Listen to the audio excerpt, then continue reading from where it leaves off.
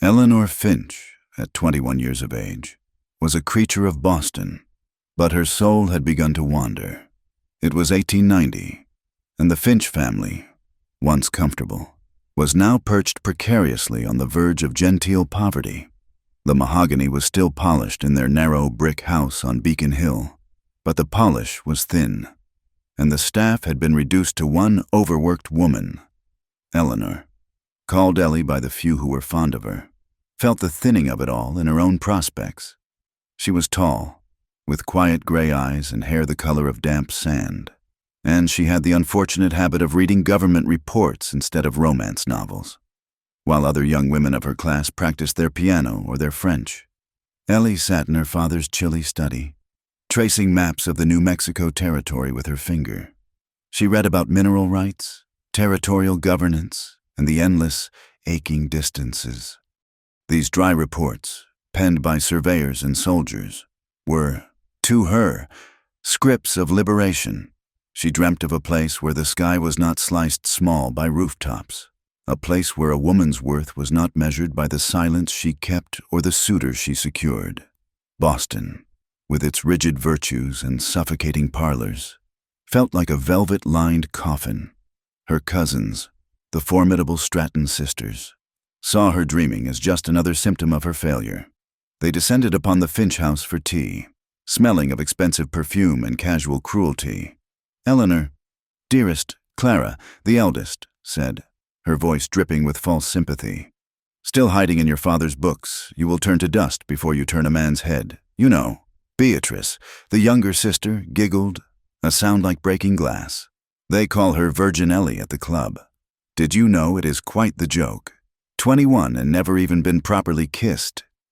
It is a family embarrassment. Ellie's face burned. A hot, painful flush that started at her collar and rose to her hairline. She despised them. She despised their smooth, confident hands, their easy laughter, and the way they looked at her as if she were a piece of furniture that had fallen out of style. Perhaps we should find a use for her, Clara mused, tapping her porcelain cup. I read the most amusing advertisement in the paper. They are desperate for women out west, even plain ones. They call them mail-order brides. Oh, Clara, you are wicked, Beatrice shrieked with delight. Can you imagine our Ellie, shipped off to some dusty fort to marry a savage, though I suppose it would get her out from underfoot. This house is so dreadfully cramped. Ellie said nothing. She just held her teacup, her knuckles white. Shame was a physical weight pushing air out of her lungs, but beneath it, a tiny, treacherous spark ignited. The West, even as a joke. The word held a terrible magic. The joke did not end there. 2 weeks later, at a lavish Stratton party where the champagne flowed like a river, the cousins found their opportunity. Ellie had declined to attend, claiming a headache, which only cemented their opinion of her as a joyless spinster. In a library thick with cigar smoke, Clara's fiancé, a portly young man with too much money and not enough chin, roared with laughter as Clara held up a clipped advertisement from the Matrimonial Times. A lonely officer at Fort Mesilla, New Mexico, seeks a virtuous bride of good breeding, he read aloud, slurring the words. Must be of strong moral character. Prefers a woman untouched by the world. Untouched by the world. Beatrice cried. That is our Ellie, to the letter, fueled by alcohol and a bottomless well of mean-spirited boredom. The plot was hatched. They found stationery bearing the Finch family crest. With clumsy, drunken hands, they penned a reply in Ellie's name, extolling her quiet virtues, her obedience, her desperate longing for a respectable life. They forged her signature. They even located a notary, a friend of Clara's fiancé, who was drunk enough to stamp the accompanying documents for a $5 gold piece. It was, they all agreed, the funniest prank of the season. A virgin bride, sent west as a joke. They posted the letter the next morning, their heads aching but their spirits high, and promptly forgot all about it. Ellie, locked in her cold Boston room, knew nothing, miles, thousands of miles away, where the world was made of red rock and brutal sunlight.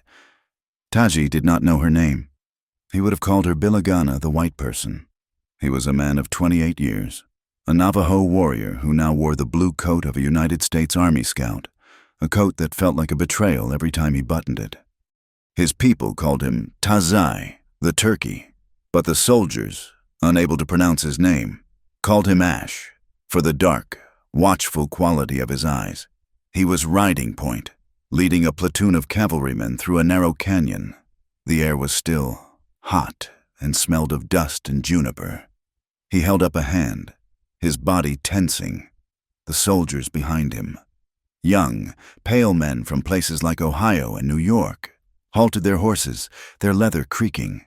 Tazai listened. He was not listening for the sound of men, but for the absence of sound. The birds had gone silent. He slid from his horse, moving with a fluid grace that made the soldiers look clumsy.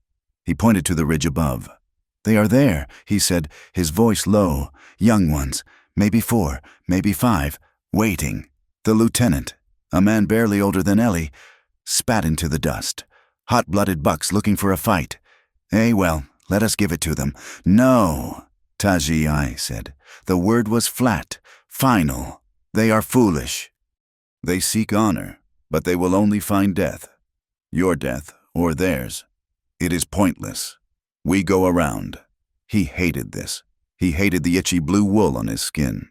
He hated the arrogant smell of the soldiers, a mix of stale sweat, whiskey, and leather polish.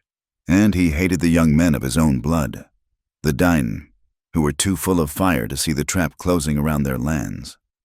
He was walking a razor's edge between two worlds, and both worlds wanted to see him bleed. He led the soldiers on a long, hot detour, away from the canyon, away from the foolish ambush. He did it not for the soldiers, but for the young Navajo men whose mothers would not have to mourn them that night. Later, as the sun bled out across the western mesas, Tazai stood alone, looking out over the sacred valley. Dineta, his home. He saw the great red cliffs, the Chuska Mountains turning purple in the twilight. This was the land the holy people had given them. This was the land they had been torn from during the long walk, the Huildi, when the army had marched them hundreds of miles to a barren reservation at Bosque Redondo. He had been a small boy, but he remembered hunger. He remembered the wailing of the women as they buried their children in the frozen dirt. He remembered the treaty, 10 years later, that had allowed them to return, the only tribe to ever win back their homeland. They had walked all the way back, planting corn in their ancestors' footprints. Tazai looked at the sacred mountains. His vow was a cold fire in his belly. He would not let them take it again. He would stand between his people and the greedy Bilagana, who saw the land not as a mother, but as a thing to be broken, mined, and sold. He would protect it, even if it meant wearing the enemy's coat. Back in Boston, the fog was thick, swallowing the harbor and creeping up the streets. Inside the Finch house, the atmosphere was just as suffocating. Ellie sat on a hard-backed chair in her father's study, the same room where she read her reports. Her father, a man who had once seemed a giant to her, looked small and gray. "It is all gone, Eleanor," he said, his voice a dry rustle. He did not look at her. He looked at the empty fireplace. "The investments, that damn railroad in Texas, it is all gone. We are ruined." Ellie felt a cold stillness spread through her. Ruined was a word she had read in novels. It meant balls she could not attend, dresses she could not buy. But the look on her father's face meant something else. It meant this house, this life, was over. "What will we do?" she asked. "I have made an arrangement for you," he said, still not meeting her eyes. "Mr. Abernathy, the banker. He is an older man, a widower, but he is very wealthy. He has agreed to overlook our debts. In exchange for your hand." Ellie stared at him. Mr. Abernathy was 60 years old. He had grandchildren her age. He smelled of cigars and old wool, and he had buried 3 wives. The velvet coffin was no longer a metaphor. It was her future. Or, her father added, a desperate edge to his voice. "You could seek a position, a governess, perhaps. Though with our name now it will be difficult. A governess, a paid servant, living in the shadows of someone else's family, growing old and gray and invisible. Or Mr. Abernathy's wife, A cold sickness rose in her throat. Those were her choices. The letter arrived 3 days later. It came with the afternoon mail. A thick, cream-colored envelope with an unfamiliar stamp. The return address was stark.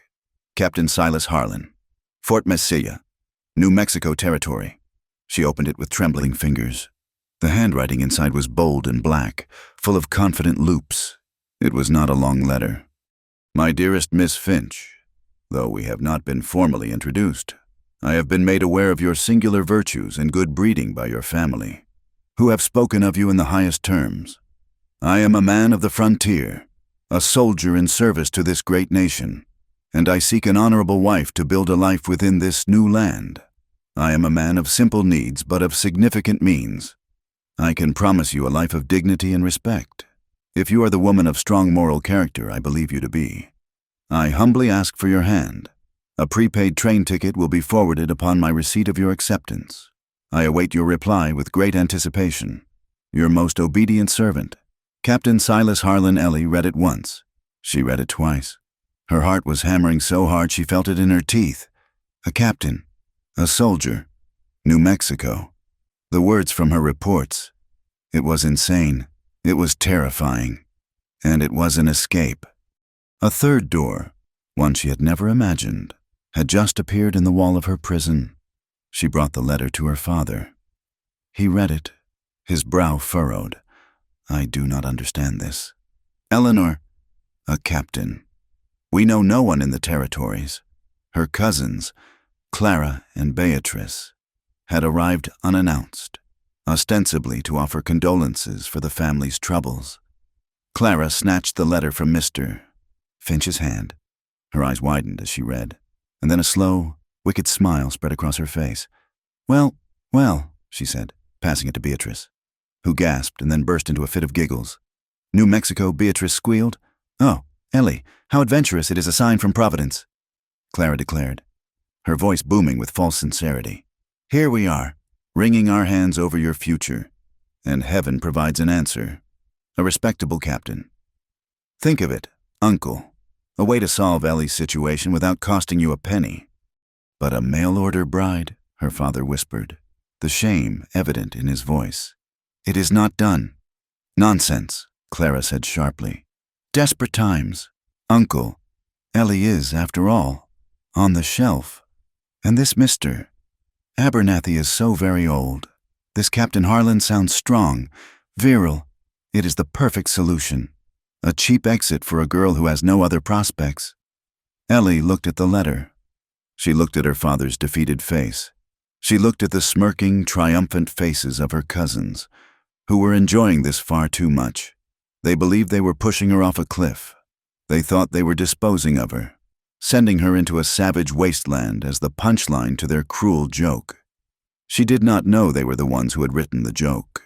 She only knew she had a choice, a terrifying, unknown choice, or the two suffocating certainties of Mr. Abernathy and a life of servitude. She took a deep breath. I will accept, she said. The decision was made. The arrangements were frantic. Her cousins, in a fit of mocking generosity, donated several of their old, unfashionable gowns for her trousseau. Ellie packed them in a single, battered trunk, along with her few books and her maps of the West. The morning she was to leave, the fog over Boston Harbor was so thick it seemed to swallow the world. The ocean was a gray, churning mystery. She stood by her window, looking out at the masts of the ships that were invisible, their presence implied only by the mournful sound of their foghorns. She held a small purse in her hand, containing the train ticket that had arrived 2 days before. She was terrified. Every instinct told her to lock her door, to hide under her covers, to accept the dreadful safety of Mr. Abernathy. But the thought of her cousin's laughter was worse. The thought of her father's shame was worse. The thought of never, ever breathing free air was the worst of all. She clutched the ticket, the paper crisp and real against her palm. She was Virgin Ellie, the family joke, the girl untouched by the world, perhaps, but she was not a coward. She turned from the window, her back to the gray sea and the life that was already behind her. She whispered the words to the empty, cold room. a vow to herself. "Whatever this is," she whispered, her voice shaking but firm, "I will not turn back." The train was a rattling, smoke-belching monster, dragging Eleanor Finch out of the world she knew and into the one she had only read about. For 3 days, she had been Eleanor. For 4 more, she was just Ellie. And for the last 2, as the green-tamed hills of the east gave way to endless, flat plains of brown grass, she felt as if she had no name at all. She sat on the hard velvet bench, the coal grit working its way into her skin and her clothing. The car was filled with men who smelled of tobacco and sweat, women with weary faces, and children who cried with a thin, constant noise. The conversations around her were a new language.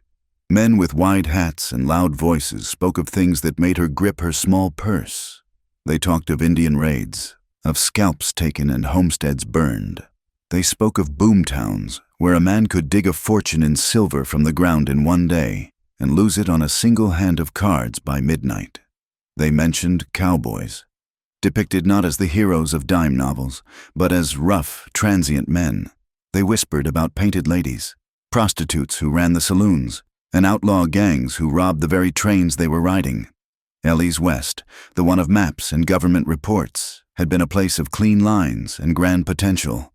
This new West, the one described by her fellow passengers, was a place of chaos, violence, and raw survival. The romance was fading, replaced by a cold, sharp fear. On the 7th day, as the land began to rise toward the high desert, an older woman sat down opposite her. Her face was a web of fine lines, her eyes a startling, clear blue, and she was dressed in respectable black bombazine that had seen better years. "You are traveling alone, child," the woman said. It was not a question. Her voice had the faint, musical lilt of Ireland. "Yes, ma'am," Ellie replied, grateful for a kind face. "I am going to Fort Massilia to be married." The woman's blue eyes studied her, taking in Ellie's good, if worn, traveling suit and the nervous tension in her hands. "A mail-order bride," the woman stated. Again, not a question. She sighed, a small, weary sound. "My name is O'Rourke, Mrs. Agnes O'Rourke, and I was 30 years ago." "Oh," Ellie said, leaning forward, hungry for reassurance. "Was it a good life for you, Mrs. O'Rourke?" The old woman's gaze drifted to the window, to the blur of brown rock and pale sky. "My Patrick was a good man, a kind man. He died of the fever 10 years ago, but he was one of the few." She turned back to Ellie, her eyes sharp. "You must listen to me, girl. This is not a fairy tale. Do you know what happens to many of the girls who come out here with a letter and a promise?" Ellie shook her head, a new dread coiling in her stomach.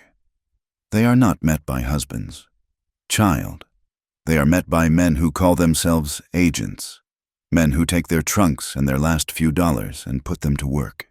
In the saloons, in the cribs behind the saloons." "The cribs," Ellie whispered. "The brothels." "Mrs." O'Rourke said bluntly, seeing no point in sparing her. "They are sold, like cattle, or they marry the man, and he is a drunkard who uses his fists more than his words. There is no law out here to protect a wife from her husband. There is no one to hear you scream, except the coyotes. You are a pretty thing, in a quiet way, and you look untouched. They prize that. The men who run those places." Ellie felt the blood drain from her face. "But he is a captain, an officer, Captain Silas Harlan.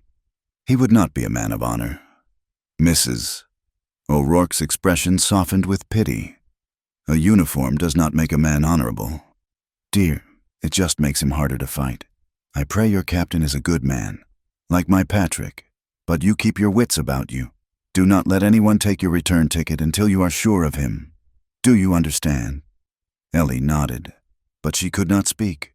A seed of pure terror had been planted, and it was growing rapidly. That evening, Ellie could not bear the confines of the passenger car. She made her way to the observation platform at the back of the train, desperate for air that did not smell of coal and fear. The train was slowing, climbing a long grade. 2 men, dressed in expensive suits that looked out of place in the gritty environment, were smoking cigars nearby. They were businessmen. She guessed, their voices loud and self-important. She stood in the shadows of the doorway, letting the cool evening air wash over her. "I cannot believe the fool is actually going through with it," the first man said, laughing. "It must have cost him $200, shipping her all the way from Boston." "It is, Harlan. What do you expect?" the second man replied, his voice thick with amusement. "He always takes a bet too far. He has been insufferable all winter, bragging about it." Ellie froze, bragging about what the first man asked. "The bet, the one they made last November. 10 officers, $100 each. The wager was to see who could import the most virtuous bride from the East, sight unseen. The joke," Harlan said, "was to see if they could find one who was actually a virgin." Harlan. The name hit her like a physical blow. Captain Silas Harlan. "My God," the first man chuckled, tapping his cigar. "A virgin bride. What does he intend to do with her?" "What do you think?" the second man said, his voice dropping to a leering, conspiratorial tone. "Harlan's tastes are specific. He likes them pristine.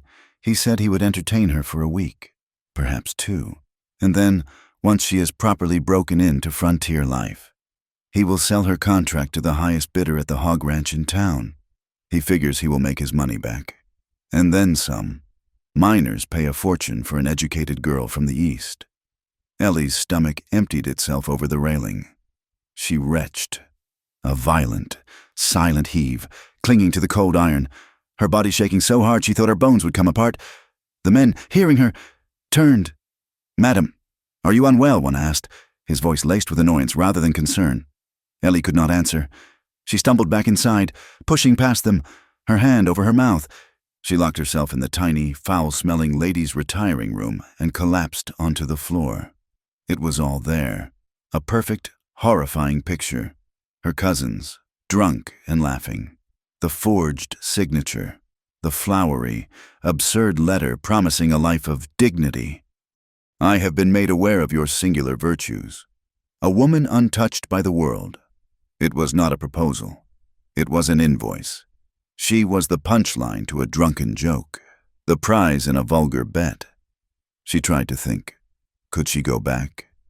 She opened her purse. Her money was almost gone. She had $3 and perhaps 50 cents. It was not enough to buy a ticket to the next major town, let alone back to Boston. She was trapped on this train, which was carrying her, hour by hour, closer to the man who intended to sell her. She stayed in that dark, swaying room for hours. When she finally emerged, the train had stopped to take on water. The moon was high, illuminating a landscape so alien it looked like the surface of the moon itself, vast, empty, and menacing. She walked back to the observation platform. The businessmen were gone. She stood alone, watching the strange, sculpted red rocks slide by in the moonlight. She thought of Mrs. O'Rourke's warning. She thought of her cousin's laughter. She thought of her father's weak, defeated face. If she went back, what would she return to utter humiliation? She would be Virgin Ellie, the girl who was so desperate she tried to sell herself and failed. She would be ruined in a way that had nothing to do with money. She would be forced to marry Mr. Abernathy, or to fade into the gray non-existence of a governess. If she went forward, she was walking into a trap set by a monster. She stared out at the dark, silent mountains. The sky was so vast, so full of cold, brilliant stars, that it made her feel as small as an ant. The land seemed to be watching her, a vast, ancient predator, waiting to see what she would do. She felt it swallowing her whole. She could not go back. She did not know how to go forward. For the first time in her protected, suffocating life, Eleanor Finch was utterly, terrifyingly alone. At that same moment, Captain Silas Harlan was sitting in his office at Fort Massilia. He was a handsome man, with a thick blonde mustache and pale blue eyes that were as cold as a winter sky. He smiled as he reread the telegraph message in his hand. "Miss Finch arrives tomorrow. Noon train." He had won $1,000. And, for a few weeks, an amusing diversion. He had already seen to her quarters, a small, isolated cabin at the edge of the fort, far from the married officers' row. It would be private. He poured himself a whiskey, savoring the burn. This prim Boston doll would be a welcome change from the usual coarse entertainment. He would enjoy teaching her just how different the frontier was from her civilized, pious world. And when he was bored, the owner of the hog ranch had already offered him $400 for her, sight unseen. It was a most profitable joke. A knock came at his door. Enter. Indian Agent Dawson came in. A weasel of a man who smelled of cheap cigars and hair tonic. "Captain," Dawson said, his eyes darting around the room. "Dawson, you have the reports I do." Dawson laid a map on the desk, his finger tapping a narrow valley marked in red ink. "Just as we thought. The surveyors confirm silver, a thick vein, running right through the canyon, the sacred one the Navajos keep squawking about. The treaty forbids us from entering that valley," Harlan said, his voice bored. He already knew this. "Treaties can be renegotiated," Dawson said, showing his yellow teeth in a smile, "especially if the party of the second party breaks the terms. A few incidents, an attack on a supply wagon, a dead prospector. Blame it on some young Navajo hotheads. The newspapers in Santa Fe will scream for blood. The army will be forced to intervene, to build a road, to protect the territory. And that road, Captain, will run straight to the silver." Harlan took a long drink of his whiskey. He looked at the telegraph message about his incoming bride. A new, more interesting idea began to form. A simple wagon attack was crude, but a story had power. "An attack is good," Harlan said slowly. "But the public is fickle. What we need is something that will truly outrage them, something that will make them demand we wipe those savages off the map." He tapped the telegraph. "Miss Finch arrives tomorrow. A pure, educated lady from Boston. My intention—" Dawson looked confused. "What does she have to do with it?" "Imagine, Dawson," Harlan said, his cold eyes lighting up. "Imagine the headlines. Virtuous bride from Boston kidnapped by savage Navajo warriors on her way to her wedding. Think of the outrage. The entire country would demand we ride in. We could do whatever we wanted. No one would question a war fought to save the honor of a white woman." Dawson's eyes widened, his greed battling with a flicker of apprehension. "You mean put her in danger, stage a kidnapping? I mean she is a tool. Dawson, like your map, or my rifle. A piece of public relations, and a very effective one." Harlan smiled, a thin, unpleasant expression. Her arrival could not be more perfect. The train's whistle screamed, a long, mournful sound that cut through the bright, hot air. Ellie shielded her eyes against a sun that felt like a physical weight.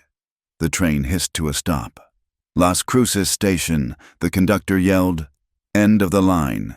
Change the stage to Mesilla." Ellie grabbed her small valise. Her large trunk was in the baggage car, but she did not care about that now.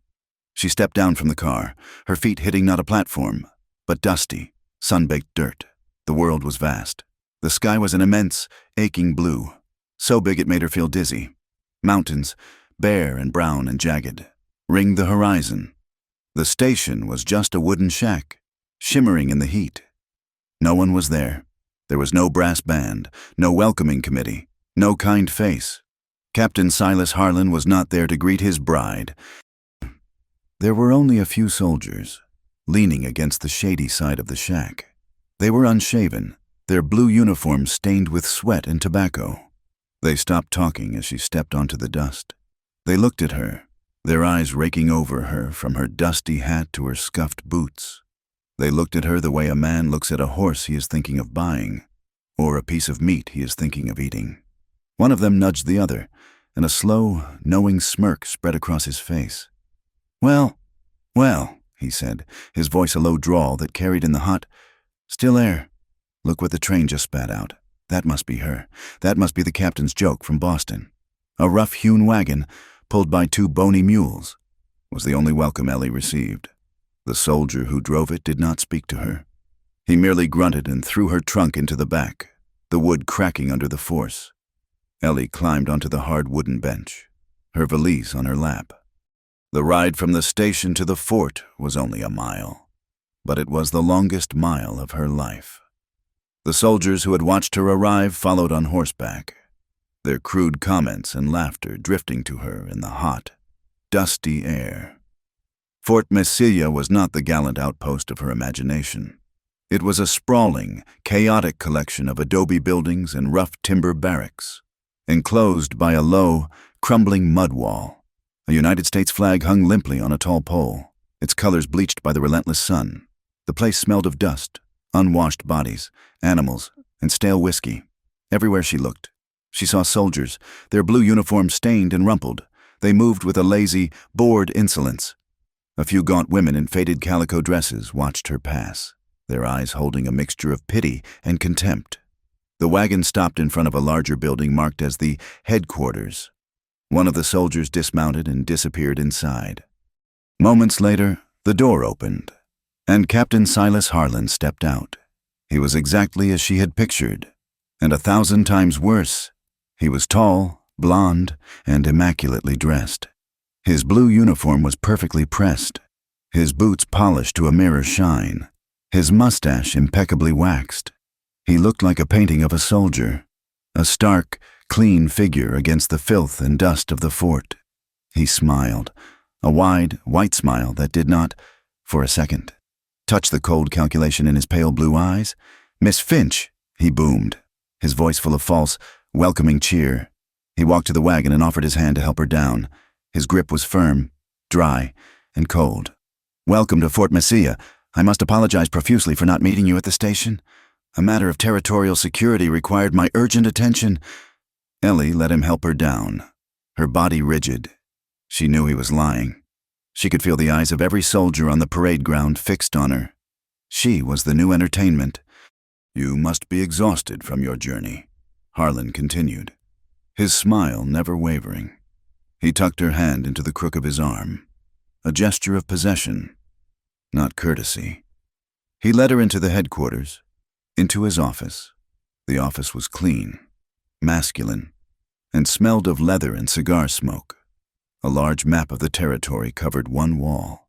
He closed the door, shutting out the noise of the fort, and the silence that fell was more menacing than the laughter had been. "Please, sit," he said, gesturing to a hard wooden chair. "Water, or perhaps something stronger?" "A whiskey." "Nothing. Thank you," Ellie said. Her voice was a small, dry whisper. "Very well." Harlan moved behind his large desk. He was all business now. The charming host was gone. "Then let us conclude our arrangement." He produced a sheaf of papers from a drawer and spread them out. "Your marriage contract," he said, his voice flat. Ellie stood up and walked to the desk. She looked down at the papers.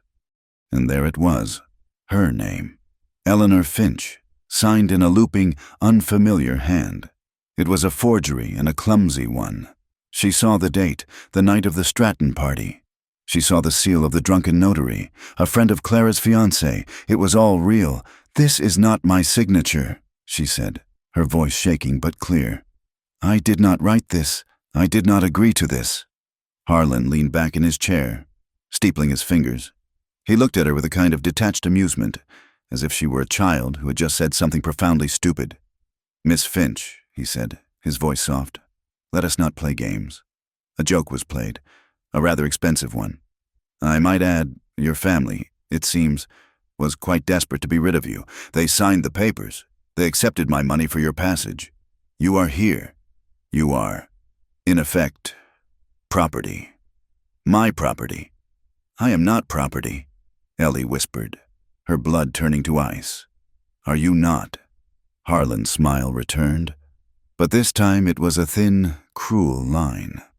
He stood up and walked to the window. He gestured outside. "Look out there, Miss Finch.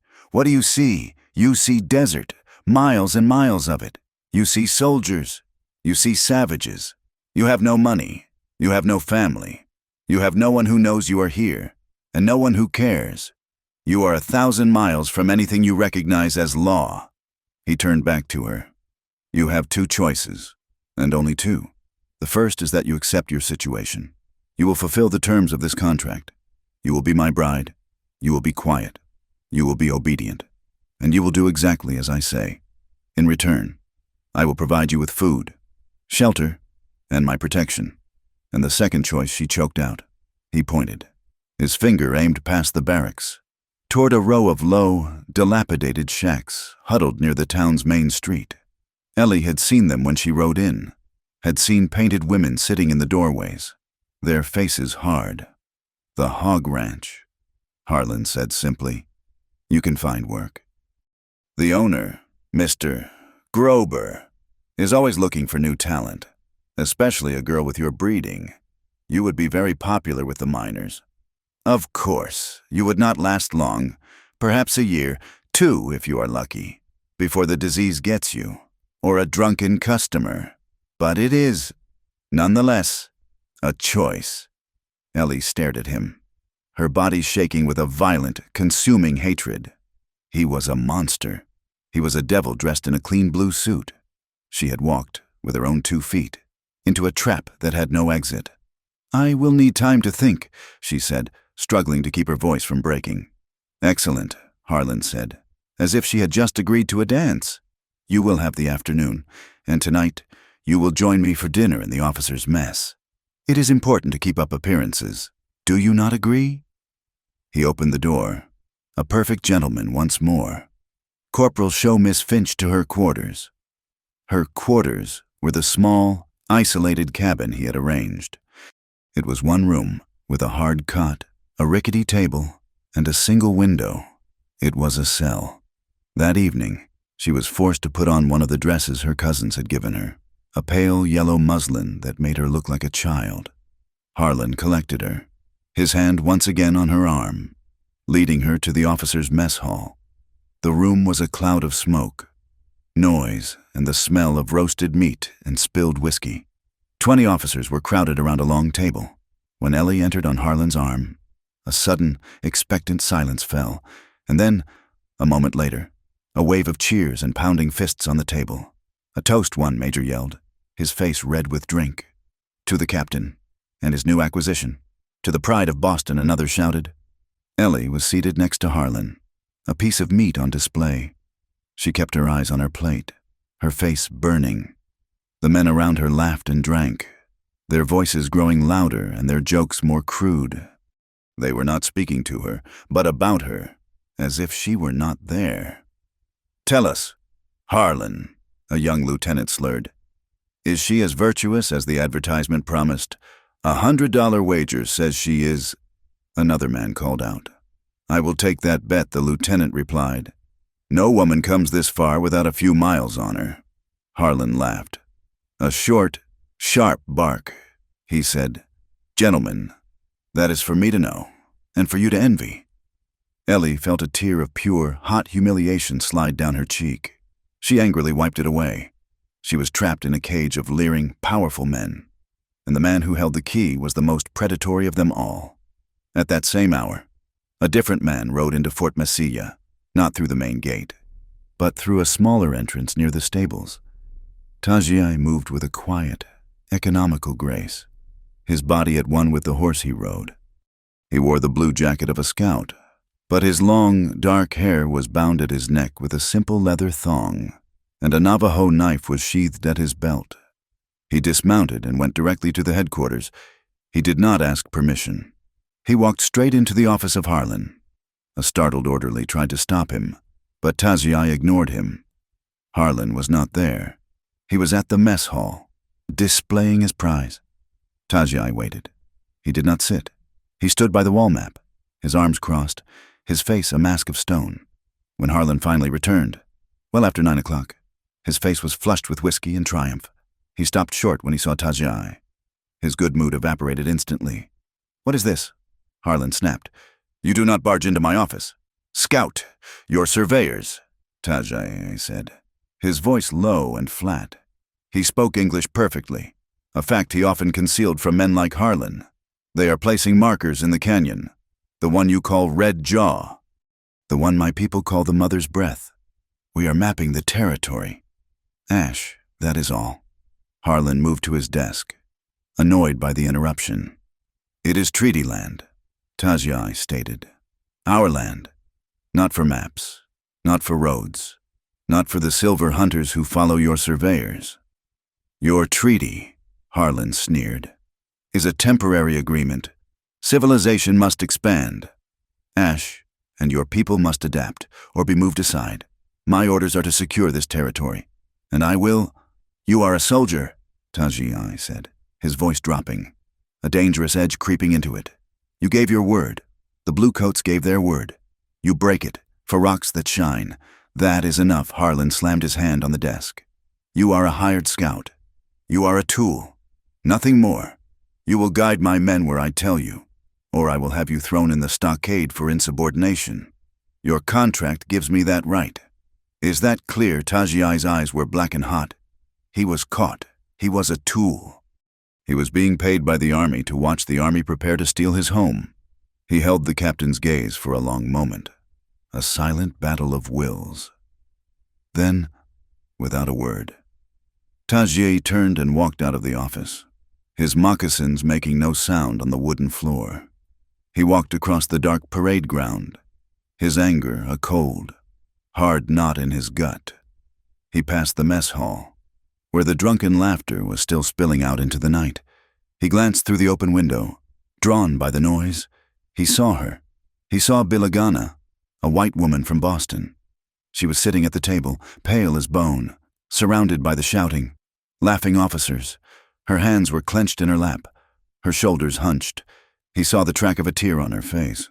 He saw her eyes, wide and staring, and in them he saw a terror so profound it made his stomach tighten. It was the look of a rabbit in a snare. He felt a strange, unwelcome pull. She was one of them. She was the reason men like Harlan came, bringing their flags and their greed. But the woman he saw through that window was not a conqueror. She was a captive, he grunted, turning away. It was not his business. The white men had their own cruel ways. He had his own people to save. He disappeared into the shadows. Later that night, in the office of Harlan, Indian Agent Dawson listened intently.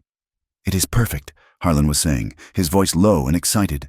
The Navajo scout, Tajai, was just here. He is angry about the valley. It provides the motive. Dawson, your men will ride tomorrow. As we planned, Dawson asked, chewing a cigar. A change in plan, Harlan said. A better one.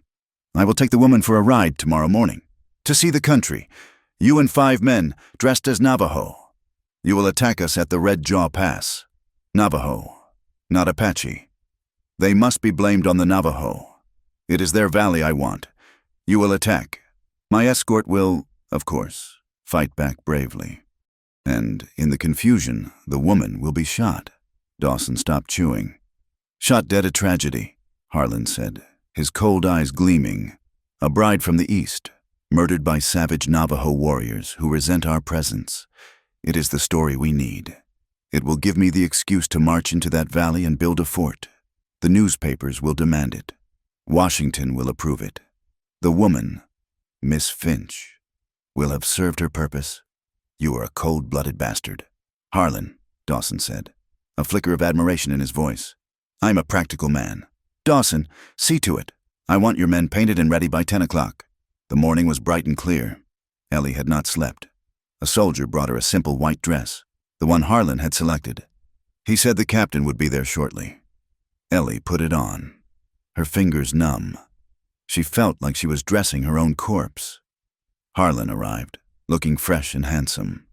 He was on horseback, leading another horse for her. A small carriage waited nearby, a change of plans. My dear, he smiled. A carriage ride. More comfortable? She looked at the open buckboard. She looked at the 4 armed soldiers who would be their escort, their rifles already held ready across their saddles. She felt the trap closing, the teeth sharpening. This is very kind, she said, her voice hollow. They rode out of the fort, heading east toward the jagged red mountains. The air was still and hot. Ellie sat beside Harlan, her back straight, her hands clasped so tightly her nails bit into her palms. She was a virgin bride, a joke, a piece of property. And now, she was bait. She knew, with a certainty that chilled her to the bone, that she was not intended to return from this trip. They entered the pass, a narrow space between high red cliffs.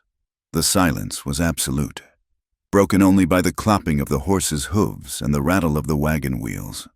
A high, piercing cry echoed from the rocks above. Ellie flinched.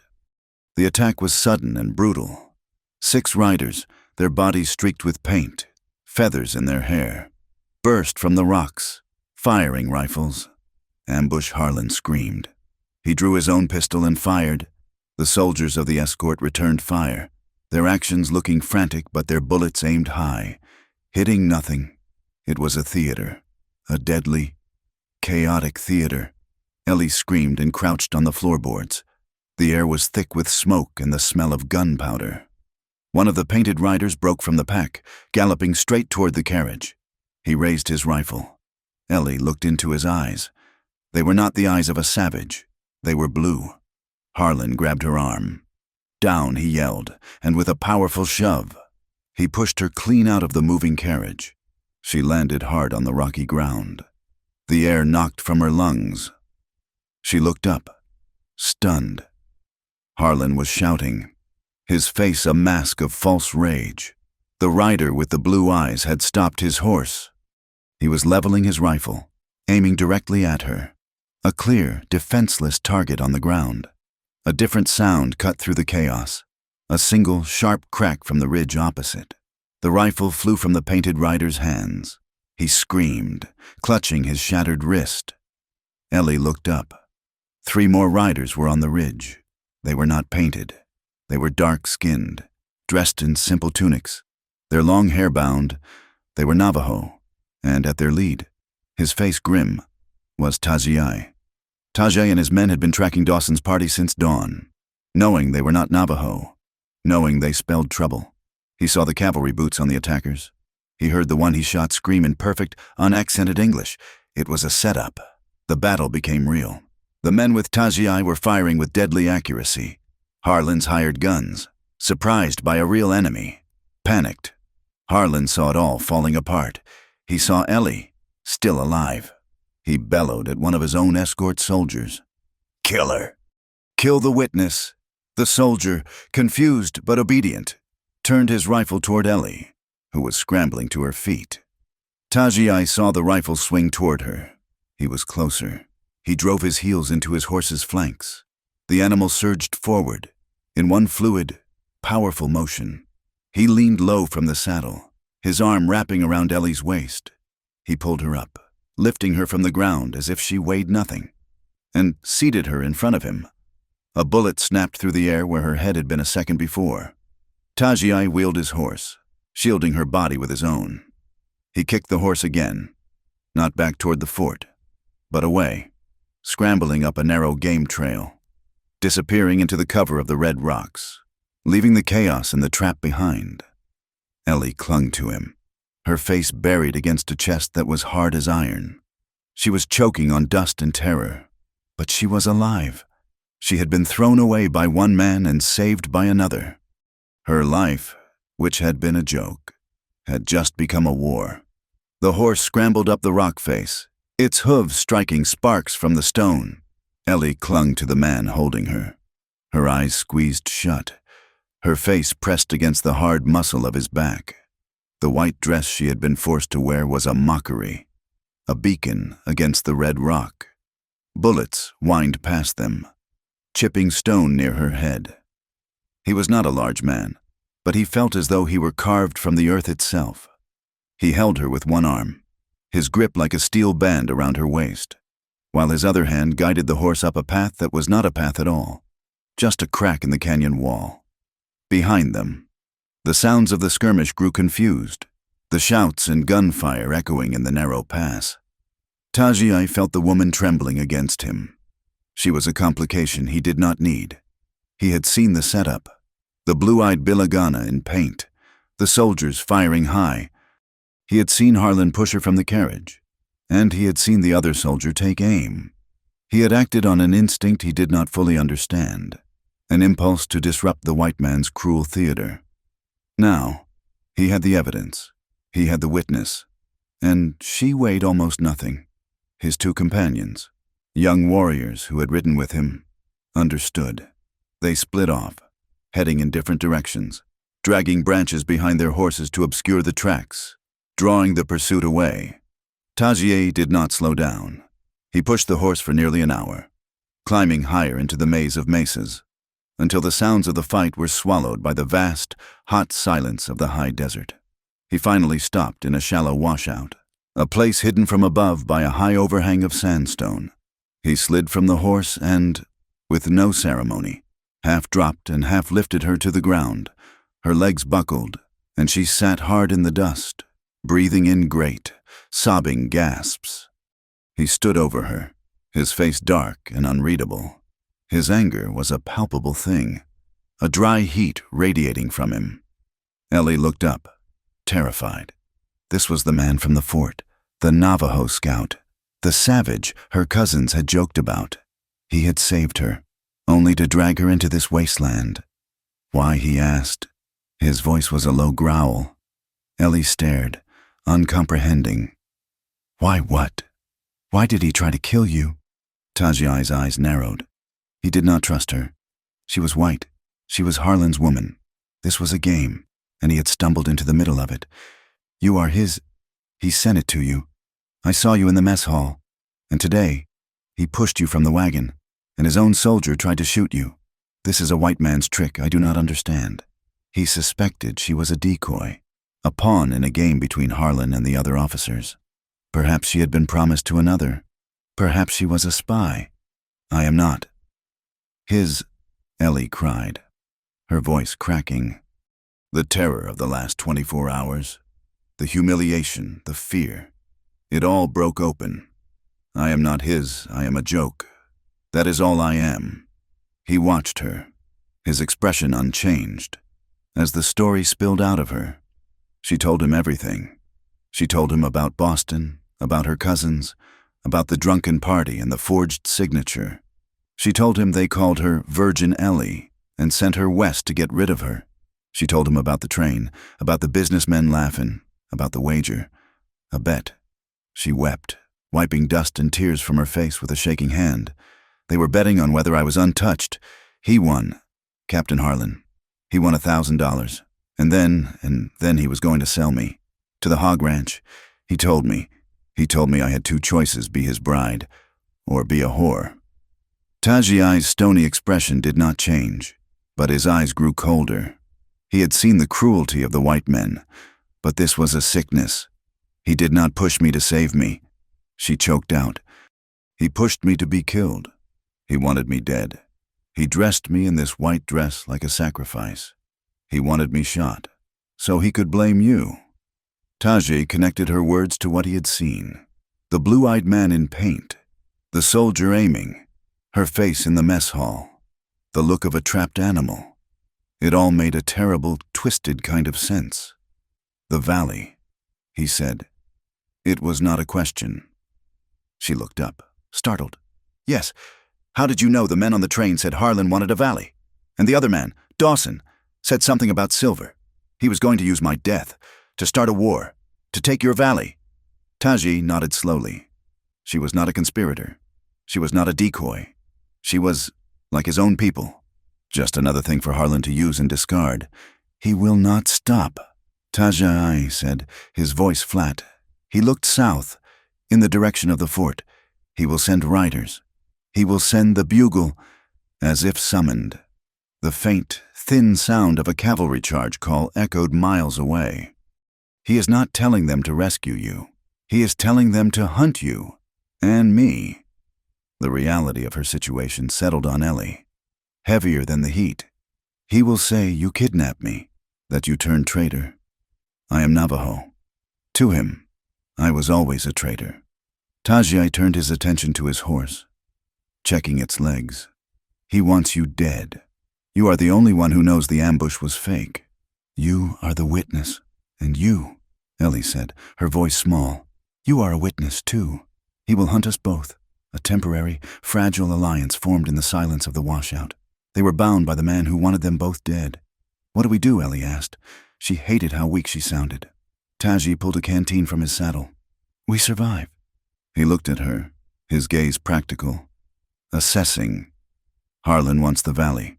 He will use your kidnapping to march his soldiers in. But you are not dead. You are a Bilagana, his bride. Your words have power in the white man's world. More power than mine. Power, she scoffed. I have nothing. I am a joke. You are a witness. He corrected her. We will go to my people, to warn them. From there we go to Santa Fe. There are bigger men than Harlan. A federal judge. The newspapers. They will not listen to a Navajo, but they will listen to a white woman from Boston who was betrayed by a captain. Ellie stood up, her legs unsteady. He will kill us before we get there. He will try. Tajay offered her the canteen. You will need a horse. You will need to learn to ride, and you will need to be silent. She took the canteen, her hand brushing his. His skin was warm, dry. Will you help me? I will keep you alive, he said, which was not the same thing. You are my witness. I need you, and you need me to escape Harlan. The journey began. He found a horse for her, one of the mounts left by his companions. It was a wiry, ill-tempered pony, and Ellie, who had only ridden side saddle in a manicured Boston park, was terrified of it. Taji was a harsh and impatient teacher. He had no time for her fear. He showed her how to mount, not with grace, but with desperate function. When she fell, he waited for her to get up. He did not help her. The ground is your enemy, he said, his voice clipped. The horse is your legs. Harlan is your death. Get up. She got up.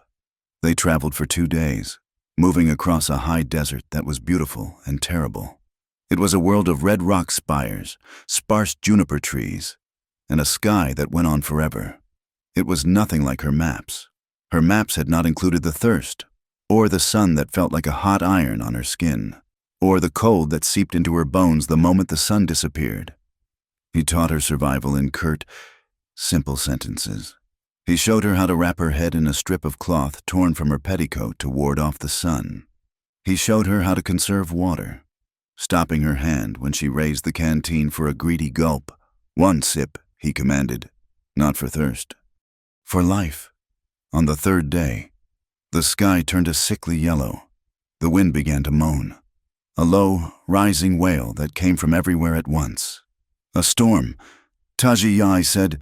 He pulled the horses into the meager cover of a rock ledge. Get down. Cover your face. It was not a storm. It was the end of the world. A wall of red dust, thousands of feet high, slammed into them. The world vanished. The air became a churning, suffocating mass of sand and grit. Ellie screamed, but the sound was stolen from her mouth by the wind. Tajie acted instantly. He pulled her from the horse, threw a blanket over her head, and pushed her hard against the rock wall. He pressed his own body against hers, shielding her from the worst of the blast, his back to the wind. Ellie could not breathe. She was buried, suffocating. The wind shrieked like a living thing, tearing at them, trying to peel them from the rock. Sand worked its way into her mouth, her eyes, her lungs. She was terrified, but beneath the terror, there was something else, the solid, unmoving warmth of his body. He was an anchor in the chaos. He smelled of dust, horse, and something else, something faintly of juniper smoke. She clung to him, not as a man, but as the only solid thing in a world that was coming apart. The storm lasted for hours. When it finally passed, the world was changed. The sky was a bruised purple, and every surface was coated in a fine red powder. Ellie and Tajai were half buried in a drift of sand. They were both exhausted, their throats raw, their canteens nearly empty. That night, as they made a cold camp in a dry wash, Taji handed her a small revolver. It was heavy, oiled steel. It was his. Taji, I said, meaning the blue-eyed man he had shot. Do you know how to use this? Ellie shook her head. He quickly, efficiently, showed her how to load it, how to pull the hammer, how to aim, point, pull. You do not use this unless I am down. You do not waste a shot. Do you understand? She nodded, her hands shaking as she took the gun. It was almost as if he had summoned them. 3 riders appeared at the mouth of the wash, silhouetted against the twilight. They were not soldiers. They were rough men, with crossed bandoliers and hard, greedy eyes. Well, looky here, the leader drawled. a man with a scarred face. He grinned, showing yellow teeth. If it ain't the captain's woman and the Navajo trader who stole her, we heard Harlan was paying good money for that red scalp. And the woman, another added, his eyes on Ellie. I hear she is carrying the officer's jewels. A bride's dowry. Tazier was on his feet, his rifle in his hands. Right on, he said, his voice calm. The scar-faced man laughed and went for his gun. The fight was over in seconds. It was not a chaotic skirmish. It was a brutal execution. Tazier fired his rifle once, the scar-faced man clutching his chest and falling from the saddle. The second man fired, his bullet grazing Tazier's arm, a line of hot red. Tazier dropped, rolled, and fired his own pistol from the ground, hitting the second man, the third outlaw. Seeing his companions down, saw Tazier stumble slightly as he rose, favoring his wounded arm. The outlaw grinned, thinking he had his chance, and raised his rifle to finish him. Ellie was shaking so violently she could barely stand. Her mind was screaming, "Point! Pull!" She raised the heavy revolver with both hands, squeezed her eyes shut, and pulled the trigger. The explosion was deafening. The recoil slammed her backwards. She screamed. The bullet went nowhere near the man. It struck the rock wall 10 feet above his head, spraying him with stone fragments. But it was enough. The outlaw yelped in surprise, momentarily distracted. It was the opening Tazier needed. He lunged forward, not with a gun, but with the knife that had been at his belt. It was fast, silent, and terrible. The outlaw made a wet, gasping sound and collapsed. Silence fell, thick and heavy, broken only by Ellie's ragged sobs. Taji stood, breathing hard, looking at the two dead men. He turned, his arm dripping blood onto the sand. He stalked toward Ellie, his face a mask of fury. "Fool," he snarled, grabbing the pistol from her limp hand. "You are a Bilagana fool. You screamed. You wasted the shot. You told him exactly where you were. You could have been killed. You could have killed me." Something in Ellie snapped. It was the injustice of it, the terror of the fight, the humiliation of Boston, the cold calculation of Harlan, and now this man's anger. It was too much. "Do not yell at me," she shrieked, striking his chest with her fists. He did not even flinch. "I am not a fool. I am not fragile. I am not a doll to be traded and sold and pushed. I am tired of being treated like I am nothing. I saved you. I tried. I saved you." He grabbed her wrists, his grip like iron, and held her still. He stared at her. She was a wreck. Her face was streaked with dirt, tears, and gunpowder. Her hair was a wild, dusty mat. Her fine Boston dress was in tatters. But her eyes were not the eyes of a victim. They were blazing with a fire that matched his own. He stared at her for a long moment. The fury in his own eyes faded, replaced by something else, a flicker of respect. He released her wrists. He looked at his bleeding arm, then back at her. Her hands were scraped raw from when she had fallen. He turned, picked up the canteen, and poured a small, precious amount of water onto a strip of cloth torn from her ruined dress. He turned back, took her hand, and roughly, efficiently, began to clean the grit from her raw knuckles. "You bleed," he said. He did not apologize. He did not raise his voice. He simply tended to her wound first. Then he tore another strip of cloth and handed it to her, gesturing to his arm. That night, after the bodies had been dragged away and the horses secured, they sat by a fire so small it was barely a handful of embers. The storm had washed the sky clean. The stars were so bright they looked like holes punched in a black, velvet curtain. They sat in silence for a long time. "That one?" Taji said finally, pointing to a cluster of stars. "We call it the first man. He wanders the sky. He has forgotten where his home is." Ellie followed his finger. She knew those stars. "In Boston," she said, her voice hoarse. "We call that Orion, the hunter. A king blinded him for loving his daughter, but he traveled east, and the rising sun healed his eyes. Taji considered this, a woman, a king, and the sun. Your stories are complicated. Yours is simpler," she whispered. "He forgot his home," Taji repeated.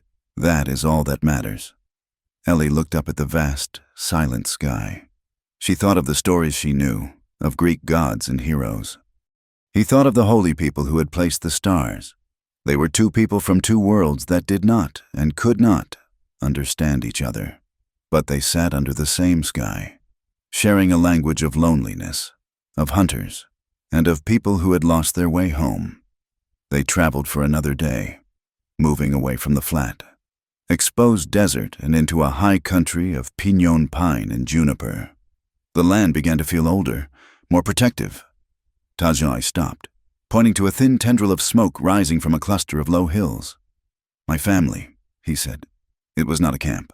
It was a homestead, settled in a wide, sheltered basin. There were 3 hogans, the traditional roundhouses of the Dain, their entrances facing the rising sun. A large herd of sheep moved slowly across the hillside, guided by 2 young boys. A woman sat outside one of the hogans, working at a large, vertical loom. The air smelled of wood smoke, wool, and rain. As they approached, the woman at the loom stopped. The boys abandoned the sheep and ran toward them, shouting in Navajo. A moment later, a young woman, perhaps 18 years of age, emerged from the largest hogan, followed by an old woman whose face was a beautiful map of deep wrinkles. They all stared at Ellie. They stared at her tattered white dress, now stained red with dust and gray with grime. They stared at her pale, sunburnt skin and her wild, matted hair. Their faces were closed, their eyes suspicious. Taji slid from his horse and spoke to the old woman, his grandmother. His voice was soft, respectful, but firm. He spoke for a long time. Ellie sat on her horse, feeling intensely, painfully white. She was the enemy. She was the reason men like Harlan existed.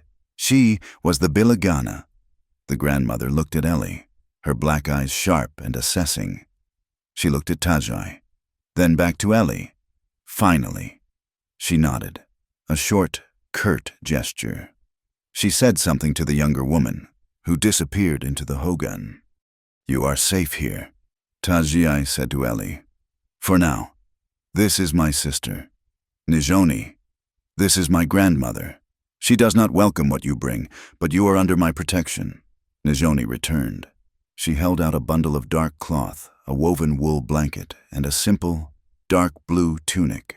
She did not smile. She just held it out, her eyes averted. "Go," Tajai said, gesturing to a smaller hogan. "Change. Burn that."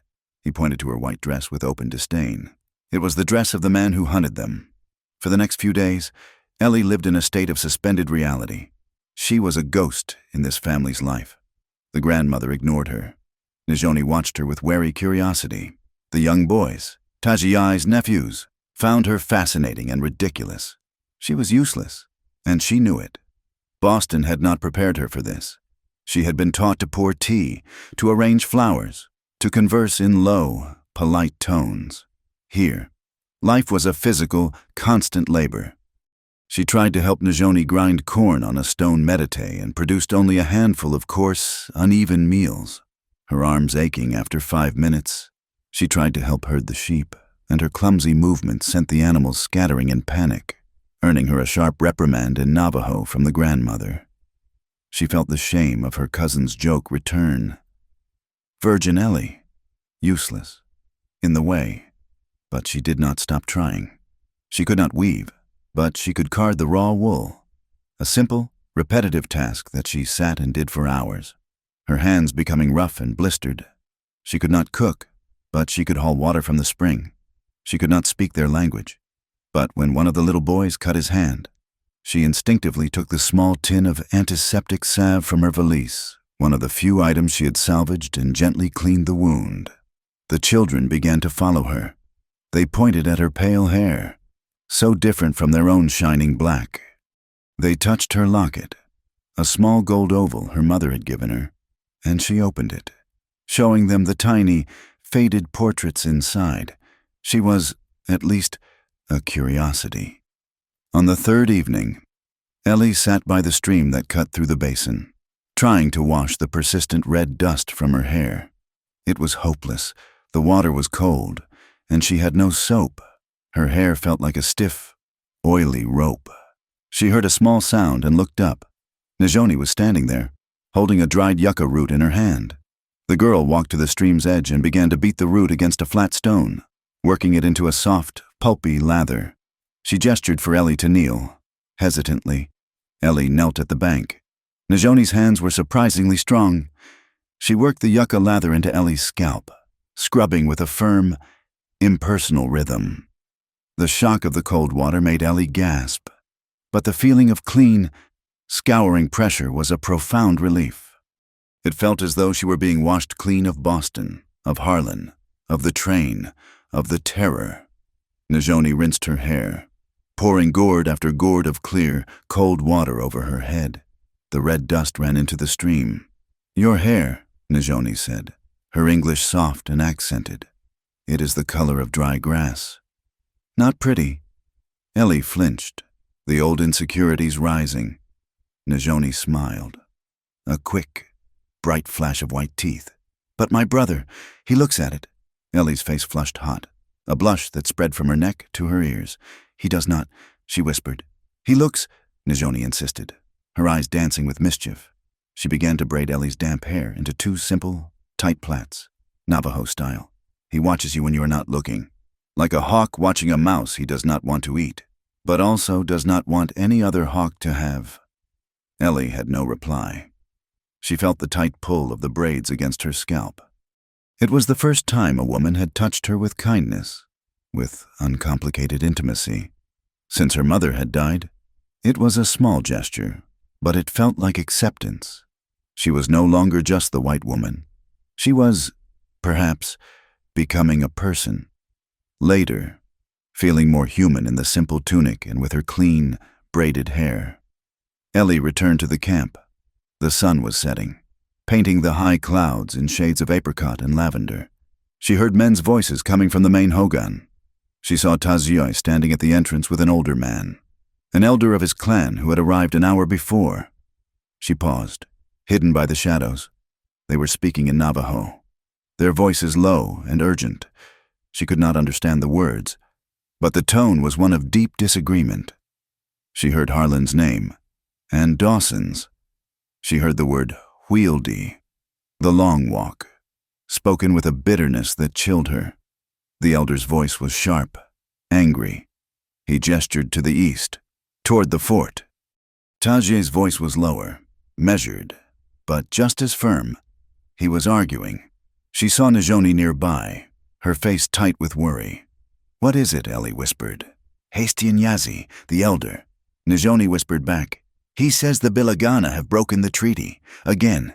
He says your Captain Harlan moves soldiers. He says they build a road to the Sacred Valley, to the Silver. But the treaty," Ellie said. Najoni gave her a look of pity. "The treaty is a piece of paper. The soldiers have rifles. Hastian Yazi says we must fight. He wants to gather the warriors. He says we must die for the land. And Tazai, what does he say? My brother, he says a fight is suicide. He says Harlan wants us to fight, so he can call us savages and bring all the soldiers from Santa Fe to wipe us out. He says the only way to fight the white man is with the white man's law, with his words, with his papers, with a witness," Ellie said, her blood running cold. "Yes," Najoni said, her dark eyes locking on Ellie's. "With you, he wants to take you to Santa Fe, but Hastian Yazi says the white law is a lie. He says my brother is a fool to trust a Bilagana, especially a white woman." Ellie turned away, her stomach twisting. She was the excuse. Harlan was moving his men, preparing to invade the valley, and the justification he would use was her, the kidnapped bride. Her presence, her very life, was a weapon aimed at the heart of these people, the family that had given her shelter. She could not hide here. She could not let them be slaughtered for her. She found Taziai later that evening. He was standing alone by the horse corral, checking the shod hoof of the pony she had been riding. "You have to teach me," she said. He did not look up. "Teach you how to grind corn, no, how to shoot, how to use the pistol. I was useless in that wash. I almost got you killed. If I am going with you to Santa Fe, I will not be a victim. I will not be a doll for Harlan to use. I will not be helpless." He stopped what he was doing and looked at her. He studied her face in the deepening twilight, her braided hair, her borrowed tunic, the fierce, terrified resolve in her eyes. He had seen that look before, in young warriors before their first raid. He nodded slowly. Tomorrow, at sunrise. He woke her before dawn. He took her to a shallow arroyo, far from the hogans. The air was achingly cold. He handed her the heavy revolver. "You are shaking," he said, his voice impersonal. "You do not shake, you breathe." He took the gun from her. "You do not aim, you point. You feel the line from your stomach to the target. You become the bullet. Now, try." He stood behind her. She raised the gun, and it wavered. He put his hand on her shoulder, his touch firm. "Breathe in."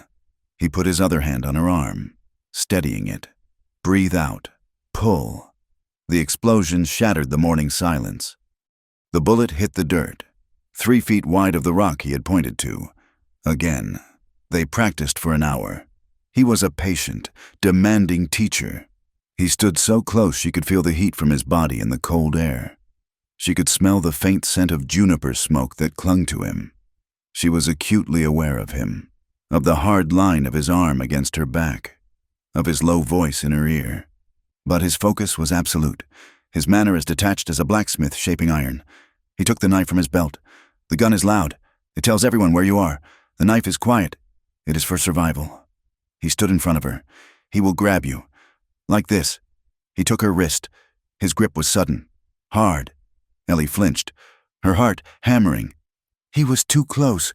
"You do not pull away," he said, his voice a low rumble. "You move in. You use his strength." He guided her hand, turning her body, showing her how to twist her arm to find leverage, to bring the point of a blade up under his ribs. It was a dance, intimate and lethal. They were breathing the same air. Her heart was pounding so hard she was sure he could feel it. Why, she whispered, her voice unsteady. "Why are you doing this?" He released her, stepping back. The tension broke. "Because Harlan will not let you get to Santa Fe. He will send men, not outlaws this time. Soldiers, or men who look like my people. He will try to kill you, and I may not be there."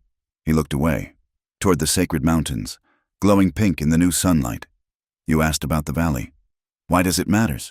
He sat on a rock, his rifle across his knees, and he told her. He told her about the Wheeldie, the long walk.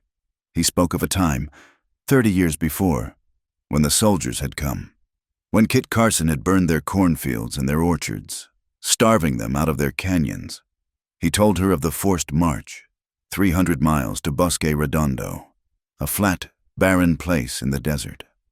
They called it a reservation, he said, his voice flat, devoid of emotion, which was more terrifying than rage. It was a prison. The water was poisonous. The ground was alkali. The army gave us rotten food. We were 10,000 people. We starved. My grandmother was there. She watched her first 2 children die. My mother was born there. She learned to eat grass and roots to survive." Ellie sank to the ground, her hand over her mouth. She had read reports, dry, bureaucratic reports. She had never heard this. "We were there for 4 years. We died. We kept dying, until the army saw it was useless. They let us go. We are the only tribe they forced out who they let come home." He looked at the land around them. "We walked back, all those miles. We swore on the graves of our children that we would never leave again. That valley is not just land. It is our promise. It is the only thing we have left, and Harlan wants to take it, for the shining rock he finds there." He looked at her. "He wants to take it, and he will use your white face, your white dress, your white tears, as his excuse. That is why you must learn to fight. That is why you must speak." That night, Ellie could not sleep. She sat by the dying embers of the central fire, wrapped in a blanket. She thought of Boston. It was not a real place. It was a gray, foggy dream, populated by cruel children in expensive clothes. It offered safety, perhaps, if she could even make it back. But it was safety that meant suffocation. It meant returning as the joke, as the ruined woman, forced to marry Mr. Abernathy, or fade into silent, bitter spinsterhood. She looked at the hogan where Najoni and her grandmother slept. She thought of the children. She thought of Tazai, a man who wore the enemy's coat to protect his home, a man who had told her the most painful story in the world as calmly as if he were describing the weather. If she went back, she would be betraying them. She would be letting Harlan win. She would be just as guilty as her cousins, using these people for her own convenience, her own safety. She would not. She was terrified of Santa Fe. She was terrified of Harlan. But she was no longer the girl who had left Boston. She was the witness. She would stay. She would fight. The sound of a horse, ridden hard, shattered the night. Ellie stood up, her heart leaping into her throat. A single rider burst into the firelight and half fell from his horse. It was a Navajo warrior, one of Tajiai's scouts. He was young, perhaps 16, and his arm was bound in a bloody rag. Tajiai was out of his hogan in an instant. Rifle in hand, the young warrior gasped out a report in rapid Navajo, his voice tight with pain and fear. Najoni appeared at Ellie's side, translating, her voice a terrified whisper. The soldiers. They have left the fort. Not a small patrol. Many, many soldiers. With wagons. Harlan leads them. Ellie stepped into the light. Are they coming here? Did they find us? Taji turned, his face a mask of dark, cold fury. He looked at her, and she saw the truth of his predicament. He had failed. His plan to use the law had failed. They are not coming here, he said, his voice rough. They are marching on the valley. The telegraph line at the fort was cut. A runner just reached Santa Fe. The newspaper says savage Navajo warriors, led by the traitor scout Taziai, have kidnapped the captain's virgin bride. They say we are holding you for ransom. Harlan is marching to rescue you. The news hit the small camp like a physical blow. Hastian Yazi, the elder, began to chant a low, angry war song. The grandmother began to keen, a high, thin sound of grief that cut Ellie to the bone. Najoni ran to her grandmother, holding her, her own face pale with terror. Tazai stood in the center of the chaos, his face a mask of cold, controlled fury. His plan to use the white man's law had been too slow. Harlan had outmaneuvered him, using the lie of the kidnapped bride as a declaration of war. I must ride, he said to the elder, his voice sharp with command, cutting through the chanting. Gather the families, move them high into the canyons, to the winter camp. They must hide. Hastian Yazi, you will lead them. Take the young scout. His arm is broken, but he can ride. And you, the elder demanded, you will fight. You will lead the warriors. I will not lead our young men into Harlan's trap, Tajiai said, his voice flat. He wants a battle. I will not give him one. I will do what I must. He turned and strode toward Ellie, who stood by the fire, her heart hammering. He grabbed her arm, his grip hard, almost painful. You, he said, you are the cause, and you are the cure. You are coming with me, where Ellie cried, struggling against his grip. Away from here, as far from this valley as I can get you. Harlan is marching to rescue you. If he finds you here, among my people, he will slaughter every man, woman, and child he finds. He will have his justification. No, Ellie pulled back, yanking her arm from his grasp. I will not run. That's what he wants. If I run, I am guilty. If I run, it proves his lie. You do not understand. Taji snarled, his patience gone, replaced by a cold, desperate rage. Your guilt does not matter. Your innocence does not matter. You are a white woman. You are his excuse. I must get you out of this valley. I will take you north, to the Ute reservation. I will leave you there. Then Harlan's hunt will follow me, not my people. You will leave me. The word struck her with a new, strange pain. You will hide me away like a piece of evidence, like I am something to be disposed of when you are done with it. You are evidence. He shot back, his voice rising. He took a step toward her, his fury a palpable force. You are the weapon he is using against us. Do you have any idea what is coming? Do you know what a company of cavalry does when it is let loose on a hostile camp? My grandmother watched them hang her brother. My mother saw them shoot children for sport. You talk of innocence. You do not know the price of blood that will be paid for your honor." His words hit her, each one a slap in the face. But the girl who had left Boston was gone. The woman who stood before him, in a borrowed tunic and with her hair in tight braids, did not back down. "And you," she cried, her voice breaking but fierce. "You are doing the exact same thing. You are deciding my life for me. You are telling me where I will go, who I will be, what my purpose is. How is that any different from Harlan? How is that different from my cousins? You say I am your witness, but you treat me like your prisoner. You say you need my words, but you are telling me to be silent and hide. I will not. I am going to that valley. I will stand in front of that army. And I will tell them I was never kidnapped. I will tell them Harlan is the liar. You are a fool," he roared. And for a second she thought he might strike her.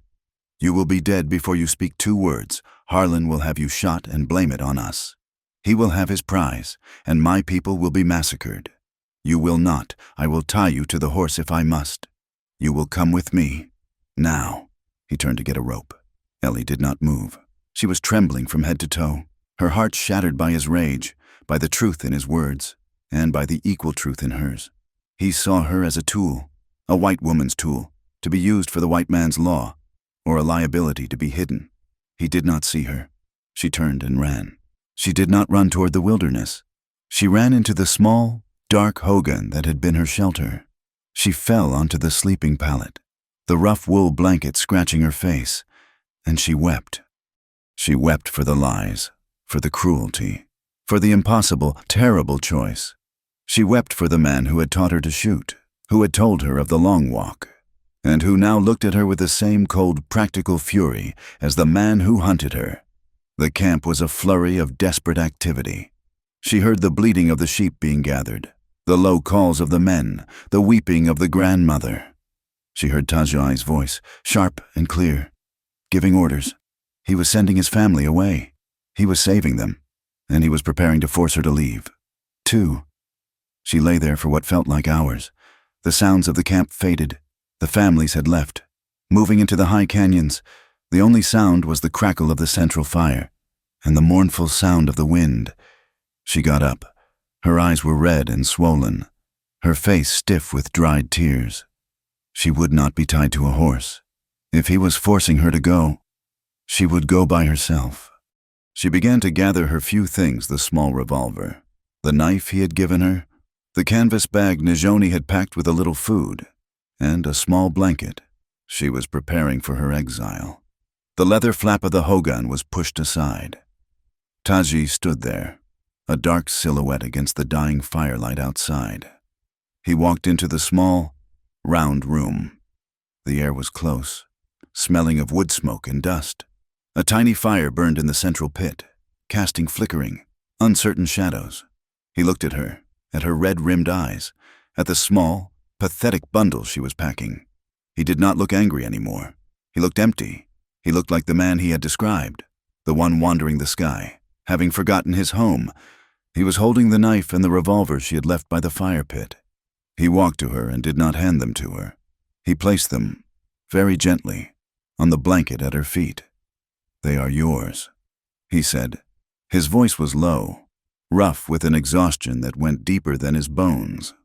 Ellie looked up, confused. "I will not tie you to the horse," he said. He would not meet her eyes. He stared at the small fire. "If you go, or if you stay, it must be your choice." She stared at him. Her breath caught in her throat. This was not the man who had shouted at her. "You were right," he said, his voice barely a whisper. "I was doing the same thing. I was deciding for you, treating you like a thing, a piece of the white man's game." He finally looked at her, and his eyes were full of pain so deep she felt it in her own chest. "I do not know how to fight this. When I use their words, they twist them. When I use my anger, I become like them." He crouched by the fire, holding his hands out to the small, dying flames. "I am afraid," he admitted. The words sounded strange, coming from him. "My whole life, I have watched the Bilagana take what they want. They took our land. They took our children. They took our safety. I learned never to hold anything too tightly. never to care for anything that they could take away. He looked at his hands, his knuckles scarred. I am a warrior. I am a scout. I am not afraid to die, but I am afraid to lose again. He looked up at her, and his gaze was raw, vulnerable, stripped of all his anger, all his pride. When I pulled you onto my horse, I thought you were a witness, a tool. And then in the desert, you were not. You were just you. You were a woman who was braver than she knew, who was fighting for her own life. And when you stood up to me tonight, I felt I did not know the word. He shook his head, a gesture of profound weariness. I thought if I pushed you away, if I sent you north, you would be safe.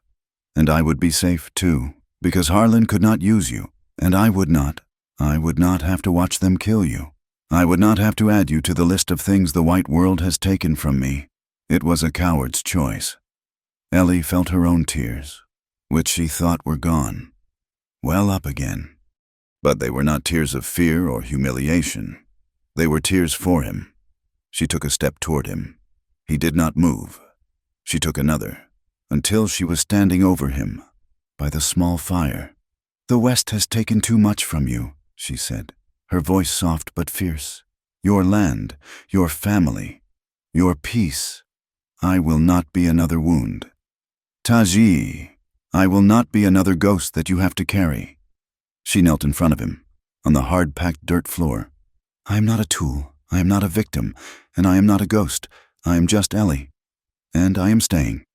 Not to fight your war, but to stand with you, to bear all of it. With you. He looked at her, his dark eyes searching her face, as if seeing her for the first time. He saw the strength she had earned, the resolve that had been forged in the desert. He saw a woman who was not white, not Bilagana, but just Ellie. A woman who was offering not to fight for him, but to stand with him. It was too much. The walls he had built, the cold control he had used to survive, it all crumbled in a single, broken movement. Tazai, the warrior, the scout, the man who walked between two worlds, fell to his knees in front of her. It was not a white man's proposal. It was not a Navajo ceremony. It was a gesture of absolute surrender. He did not reach for her. He simply knelt, his shoulders slumped, and he pressed his forehead to her hand, which rested on her knee. His body shuddered with the force of an emotion he had held back for a lifetime. She felt the heat of his forehead, the roughness of his hair against her skin. He was not a warrior. He was a man, and he was kneeling. He raised his head, but he did not get up. He looked at her, his eyes shining in the firelight. He took her hand, not in a grip of ownership, but with a reverence that made her tremble. I promise you forever, he said. His voice was thick, but his English was clear, precise, as if he wanted no misunderstanding. As far as my life stretches, not as your captor, not as your rescuer, but as your man if you'll have me. It was not a flowery speech from Boston. It was not a contract. It was a vow. It was the simplest, most terrifying, and most beautiful thing she had ever heard. You have nothing, she whispered, her voice choking. You are hunted. Your home is about to be invaded. And I am a joke. I am a scandal. We have nothing. We have this, he said, pressing her hand to his chest. She could feel the strong, steady beat of his heart. We have this moment. It is enough to build a life on. Ellie's tears fell onto his hand.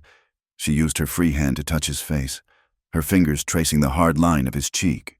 He had been seen as a savage, a traitor, a tool. She had been seen as a virgin, a joke, a piece of property. But in this small, dark Hogan, they were just two people, finally, truly, seeing each other. She leaned forward and gently, hesitantly, raised his face to hers. Their first kiss was not a fire. It was a discovery. It was the hesitant touch of two worlds colliding, not in violence, but in a desperate need for sanctuary. It was chaste, yet profoundly intimate. It was the taste of wood smoke and dust, and the salt of her own tears. It was a promise of forever, sealed not with a signature, but with a breath. It was the feeling of being. for the first time in her entire life, completely and truly seen. When they finally broke apart, the air in the hogan seemed to thrum with a new, quiet energy. They did not move away. He was still kneeling. She was still holding his face. They rested their foreheads together. "So what now?" she whispered, her eyes closed. "He is still coming." Tajiai's breath was warm on her skin. He took a long, deep breath, and she felt the tension in his shoulders settle. The fear was gone, replaced by a new, hard resolve. "Now," he said, his voice no longer that of a hunted man, but of a man who had found his home. "Now, we do not run, and we do not hide." He stood, pulling her gently to her feet. "Tomorrow, at sunrise, we will ride out, not north. We will ride to meet him. You are my witness, and I am your man. We will face Harlan, and his army, and his laws, together." The sun rose red, painting the high cliffs in the color of blood. There was no hesitation. The vow made in the darkness of the hogan held firm in the cold morning light. Tajiai moved with a quiet, lethal purpose. He was joined by 4 other Navajo warriors, men who trusted him, who had also seen the lies of the Bilagana and who understood the suicidal folly of an open war.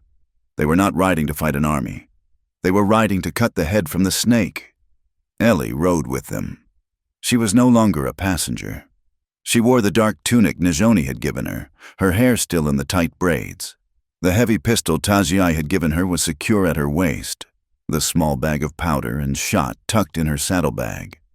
She felt a cold, clear resolve that pushed the fear deep into her stomach. She was no longer a joke. She was a witness, and she was a promise.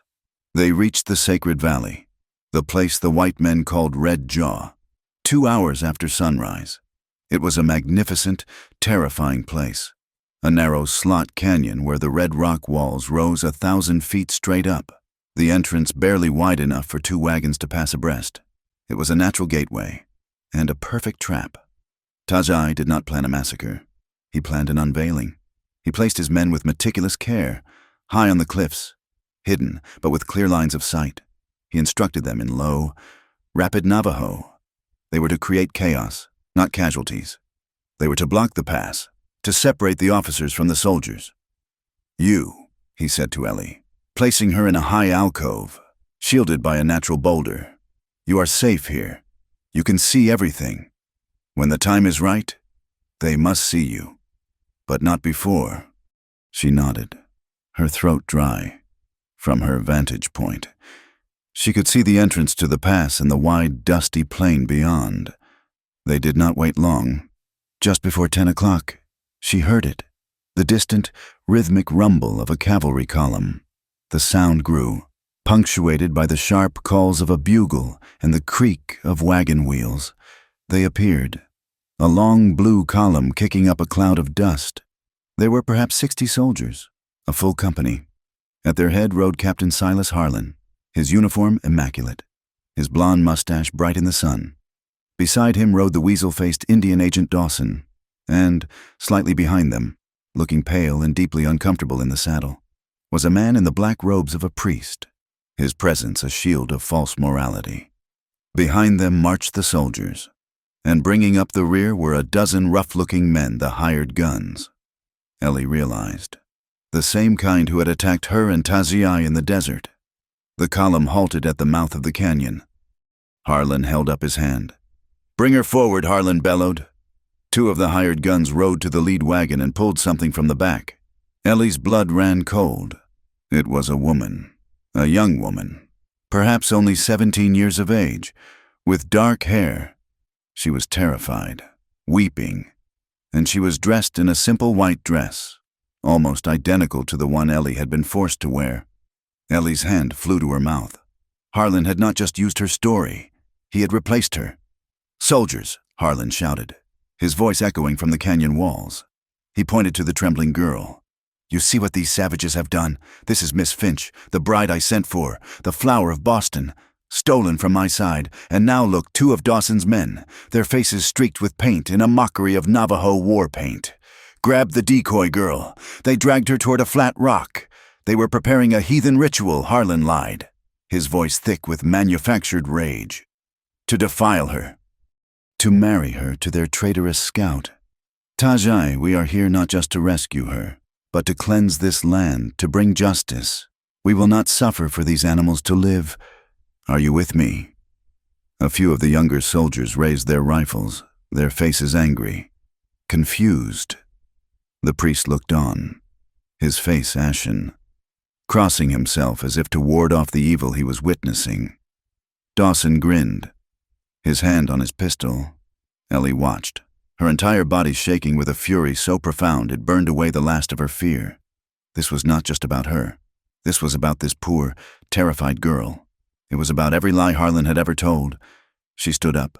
She stepped out from the rock, onto the open ledge, in full view of the entire company. Stop, her voice, high and clear, cracked through the dry air. It was surprisingly loud. It echoed, coming from the sky. Every man below froze. They looked around, confused, and then up. You are lying, Ellie shouted, her voice gaining strength. Harlan is lying to you all. Harlan's head snapped up. His face, when he saw her, was not one of shock, but of pure, murderous hatred. His trap had a fatal flaw. Down here, Captain Ellie screamed, and she began to climb down the path, scrambling, half-sliding, until she stood on the canyon floor, 50 yards from the stunned soldiers. She was standing directly between the army and the hidden Navajo. I'm Eleanor Finch, she cried, pointing to herself, her chest heaving. I am a woman from Boston. He is lying, that poor girl. I do not know who she is, but she is not me. The soldiers stared, their mouths open. They looked from Ellie, in her dark tunic and braids, to the weeping girl in the white dress, and then to their captain. The priest's gaze fixed on Ellie, his eyes wide. It was a joke, Ellie continued, her words tumbling out. A drunken bet. He did not want a bride. He wanted a prize. He tried to have me murdered in this very pass. His own men dressed as Indians and shot at me. He pushed me from the carriage himself. She is hysterical, Harlan roared, recovering, his face purple with rage. She is a liar. The savages have turned her head. She is a traitor. Sleeping with the enemy sees her. A few soldiers uncertainly raised their rifles. She speaks the truth. Taji's voice, calm and cold, came from beside her. He had moved like a shadow, and now he stood next to her. He was not dressed for war. He was dressed as a scout, his rifle held loosely in his hands. Harlan's eyes narrowed. Taji, the traitor fire. Shoot him down. You will ask your soldiers to shoot an unarmed witness, Captain Tajai asked, his voice carrying easily. He looked past Harlan, at the priest, and you. Holy man, will you watch? He looked at the soldiers.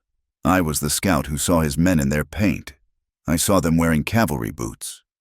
He held up something in his hand. It was a letter, stained and crumpled. I took this from the body of an outlaw Harlan sent to kill us, a man who thought Miss Finch was carrying a dowry. This letter is from an officer, a friend of Harlan's. It congratulates him on winning the wager, $1,000, for a virgin bride. Is that the honor you fight for? The tension was unbearable. The soldiers were looking at each other, their loyalty shattering. They had marched out here for a rescue, not a murder, not a bet. Dawson saw the tide turning. He saw Harlan's power evaporating. He acted. He drew his pistol and fired. Not at Tajai, but at Harlan. No, he fired at Ellie, a traitor's bullet, aimed at the source of the truth. Tajai moved faster than thought. He threw himself in front of Ellie, pushing her to the ground, the bullet tearing through the flesh of his shoulder, spinning him around. The nameless shot had been fired. From the cliffs above. Taji's warriors answered, not with a volley, but with a single, massive roar. They released the ropes they had prepared. A wall of rock and gravel, loosened by their efforts, cascaded down, striking the pass not where the soldiers stood, but just behind them, blocking the main column from their officers. It was chaos. Horses screamed. The soldiers were cut off, trapped in a cloud of thick red dust. Now Taji roared, clutching his bleeding shoulder. Scrambling to his feet, he grabbed Ellie and pulled her toward the cover of the rocks. Harlan, enraged, his face a mask of fury, saw his prey fleeing.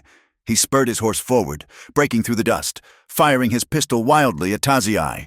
The battle was not a battle. It was a brawl. Harlan, Dawson, and their 12 hired guns were separated from the main force. They were now facing Taziai and his 4 warriors, who used the rocks, the dust, and their intimate knowledge of the terrain to their advantage. Ellie was not helpless. She pulled Taziai behind a boulder. "Your shoulder," she gasped. "It is nothing," he grunted, reloading his rifle with one hand. She saw one of Dawson's men creeping up on their blind side. She remembered her training. She drew the heavy pistol, rested it on the rock, took a deep breath, and pointed. She pulled the trigger. The shot went wide, but it slammed into the rock near the man's head. He yelled and dove for cover. His ambush ruined. Taziai gave her a look of fierce, sudden pride. The fight moved up the canyon walls. Harlan, seeing his plan in ruins, tried to climb, to get a high position, to escape. Taji, his arm bleeding, his face a grim mask, went after him. Ellie watched, her heart in her throat. The 2 men met on a narrow ledge, 20 feet above the canyon floor. They grappled, their bodies straining. Harlan was bigger, but Taziai was faster. Harlan lost his footing, his pistol clattering to the rocks below. He was disarmed, balanced precariously. Taziai raised his knife. No. Harlan screamed, his arrogance gone, replaced by pure terror. He saw Ellie watching from below. He saw his chance. He pointed a shaking finger at her. "Stop, Taziai," he spat, "or she dies. I have a sharpshooter on the far ridge. He has his sights on her right now. Drop the knife, or I give the signal." Taziai froze. He looked across the canyon. He could not be sure. It could be a bluff. But could he risk her life on it? He looked down at Ellie, her face pale, staring up at him. His vow echoed in his ears. "I promise you forever." Slowly, his fingers uncurled. The knife dropped from his hand, ringing against the stone. Harlan laughed. A gasping, triumphant sound. He regained his balance. You savage fool!" he panted. "You really, really care for her." He took a step back, reaching into his boot. He pulled out a small derringer. "Now, you both die. First you, then I will find her." He aimed the small pistol at Tajiai's chest. Ellie screamed. She saw it all. Taji, disarmed. Harlan, triumphant. She looked at her own pistol. Too far, the angle was wrong. Her eyes darted around. The bag, her saddlebag, was on the ground near her, ripped from the horse, the small bag of gunpowder. She did not think, she acted. She grabbed the small, leather bag. Harlan was savoring his moment, his finger tightening on the trigger. "Harlan," she shrieked. He glanced down, distracted for a fraction of a second. Ellie threw the bag with all her strength. She did not throw it at him. She threw it at the unstable pile of rocks just above his head, the ones Taziai had been using for cover. Harlan, startled, fired at Taziai. The shot went wild as Taziai dove. The bullet struck the cliff face, showering the ledge with sparks. One of those sparks, a single, hot ember of lead-striking flint, landed directly on the bag of gunpowder she had thrown. The explosion was not large, but it was violent and contained. The black powder detonated with a sharp, cannon-like crack. The unstable ledge, already weakened, shattered. Harlan screamed. A high, thin sound. The rock beneath his feet gave way. He did not fall cleanly. He fell with the rock slide, a cascade of sandstone and dust. He landed on the canyon floor, his body twisted, a heavy slab of rock pinning his leg. He was not dead. He was trapped, and he was howling. The sound of the explosion, followed by the captain's scream, ended the fight. From the other side of the dust cloud, the priest's voice rose, quavering but powerful. "Stop. In the name of God. Stop this. We are witnesses. We saw it all." The soldiers, who had been milling in confusion, threw down their rifles. Dawson, seeing Harlan trapped and the soldiers surrendering, tried to make a run for it. One of Taziai's warriors cut him off, tackling him from his horse. It was over. Ellie ran to Taji as he slid down from the ledge, his face pale from blood loss. She caught him, holding him up. "It is done," he breathed, leaning on her. The priest, the decoy girl, and two of the older sergeants walked forward, their hands raised. "We saw it, son," the priest said to Taji, his eyes on the bleeding shoulder. "We saw the forgery. We heard the lies." He looked at Ellie, his eyes filled with a new, profound respect. "And we saw the truth. Captain Harlan is under arrest. We will all go to Santa Fe. We will all testify." The journey to Santa Fe was a strange, grim procession. It was not a victory march. Captain Harlan, his leg crudely splinted and shattered by the rockfall, was transported in the back of a supply wagon, his groans of agony a constant, wretched sound. Indian Agent Dawson and the surviving hired guns were chained, their hands bound. Ellie rode the ill-tempered pony, while Taji, his shoulder tightly bound by clothes she had torn from her own tunic, rode beside her, his face pale and grim. The priest, Father Michael, and the two sergeants who had backed him, rode with them, forming an uneasy escort. They were a company of mismatched truth-tellers, bound for a city that, they suspected, would prefer the lie. Santa Fe was not a fort. It was a city, a true capital, an ancient place of winding adobe streets, Spanish churches, and bustling commerce. It was loud, full of the sounds of wagon wheels, blacksmiths' hammers, and a dozen languages. News of the conflict had preceded them, carried by telegraph from a station down the line. A detachment of territorial marshals met them at the edge of the city, not to arrest them, but to take custody of the prisoners. They were brought to the office of the territorial attorney, a man named Finchley. He was a portly, well-dressed man from the east, whose office was filled with dark, heavy furniture that seemed out of place in the bright adobe building. He smelled of bay rum and expensive cigars, and he looked at their party with profound annoyance. "This is," he said, steepling his fingers, "a most delicate and explosive situation. A decorated officer of the United States Army accused of this. Bye-bye, he looked at Tajai, his distaste obvious, his own scout, and by her, his gaze rested on Ellie. She was still in the Navajo tunic, her face sunburnt, her hands rough. She looked, he thought, nothing like a flower of Boston. "Sir," the priest, Father Michael, interrupted, his voice firm. "I was there. I saw Captain Harlan attempt to use a decoy, another poor girl. I heard Miss Finch's testimony. I saw the captain's men fire first. It was an unprovoked, fraudulent attack. Yes, yes. Father, your statement has been noted," Finchley said, waving a dismissive hand. "But you must understand the politics. Harlan is well connected. His uncle is a senator, an open scandal involving treaty rights, and this wager it could destabilize the entire territory. The governor prefers to handle this with discretion." "Discretion?" Ellie spoke, her voice hoarse.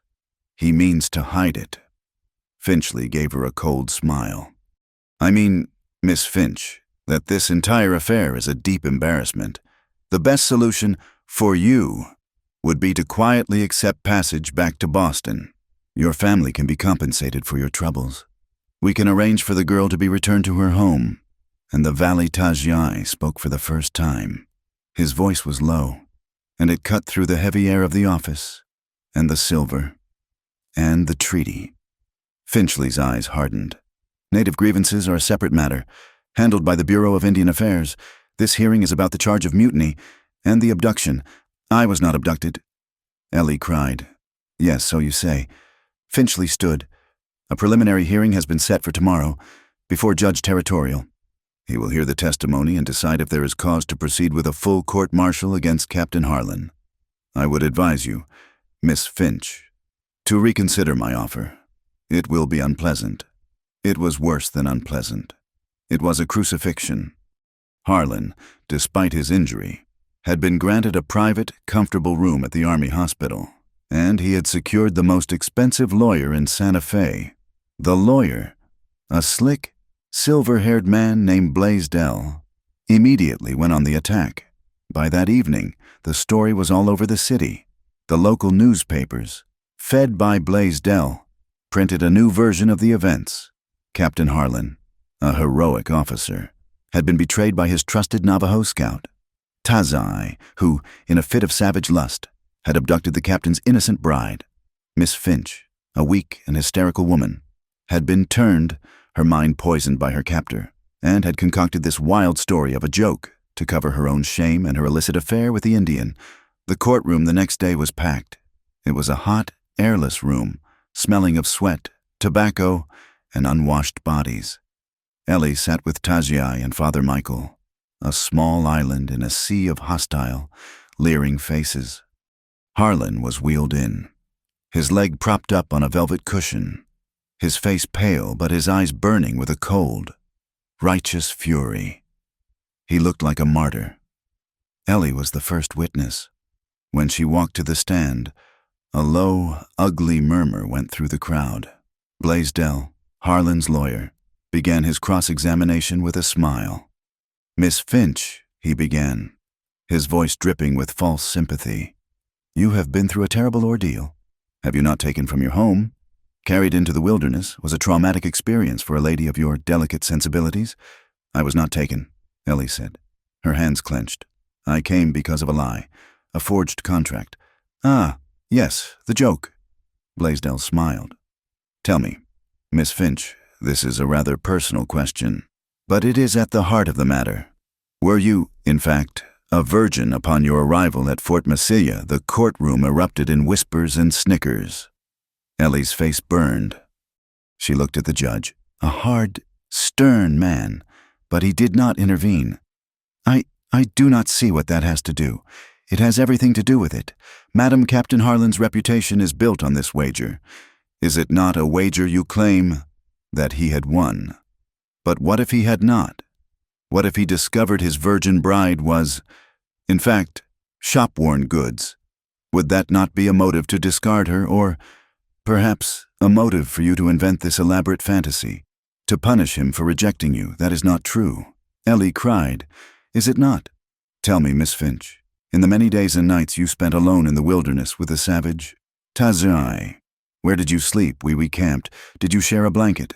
It was cold. He was protecting me, protecting you, or comforting you. Miss Finch, did you, or did you not, engage in intimate relations with the Indian? No, he never was a gentleman."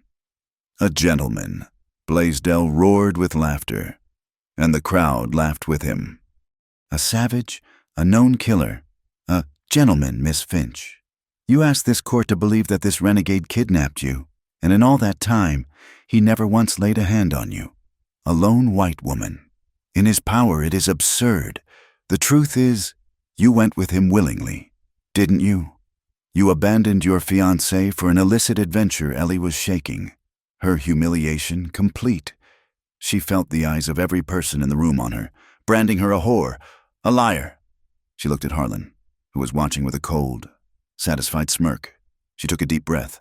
The anger, the cold, clear anger from the canyon, returned. "No," she said, her voice dropping, but carrying in the sudden silence. "The truth is, Captain Harlan is a liar, a monster, and a coward. The truth is, he bet $1,000 on my honor.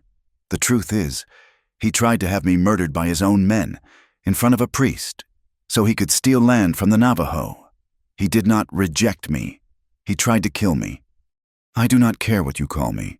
I do not care if you believe I am a virgin or a whore. It does not change what he did."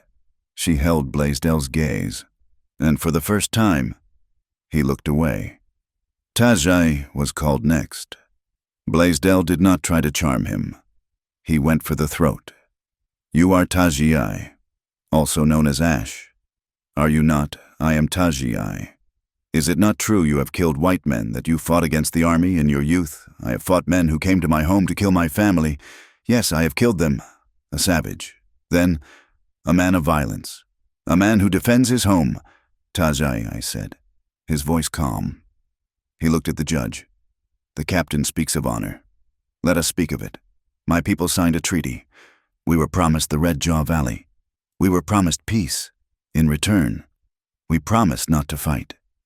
We have kept our promise. Captain Harlan sends surveyors to steal our land. He breaks the treaty. He breaks his word. He breaks his honor. He calls me a savage. But he is the one who lies. He is the one who tried to kill an unarmed woman for profit.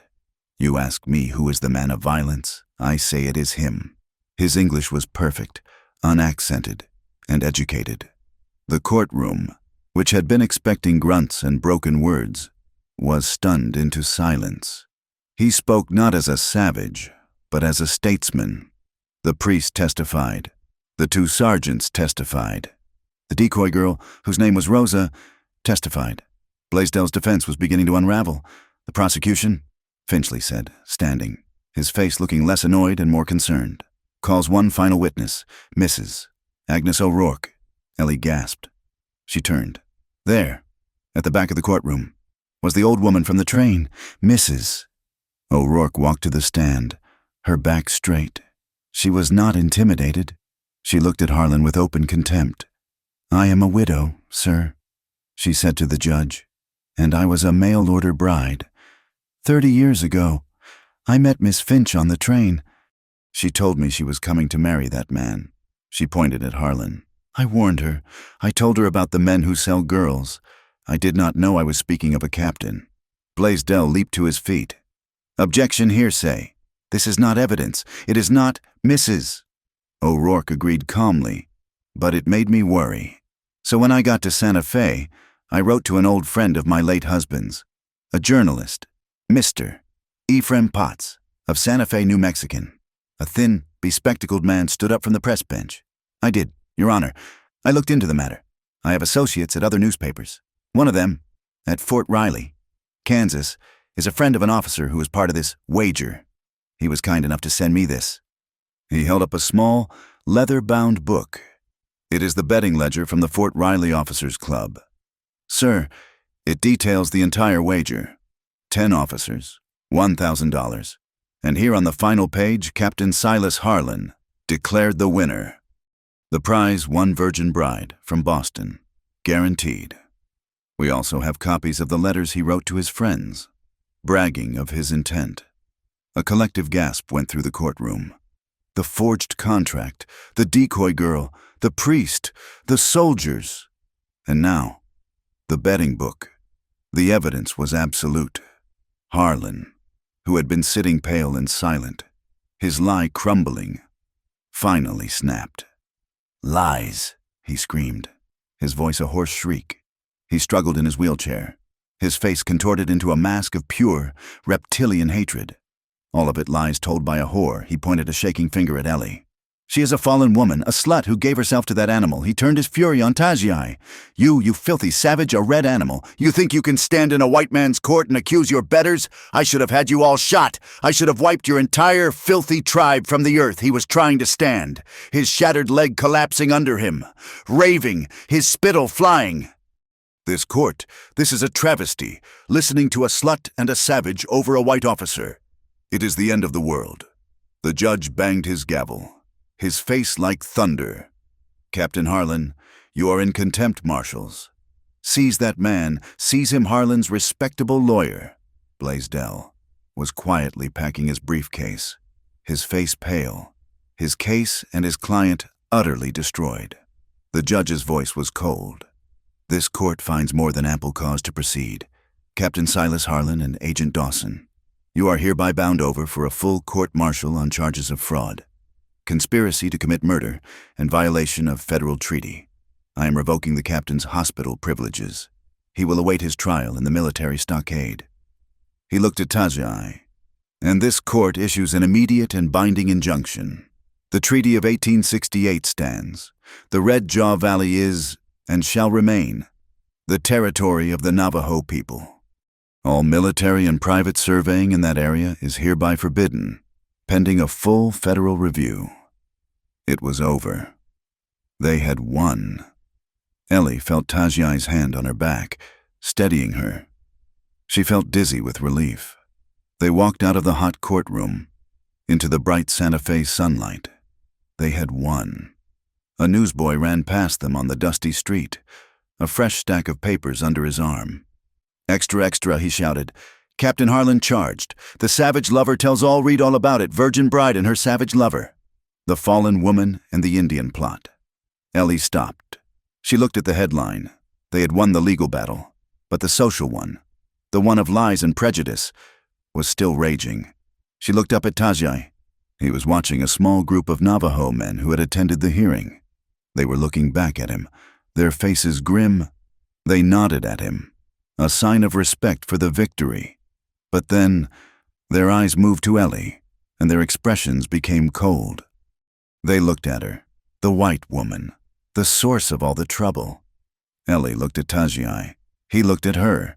They had won, and they were, perhaps, more alone than ever. The victory in the courtroom was a strange, hollow thing. The immediate threat of Harlan was gone, replaced by a vast, uncertain future.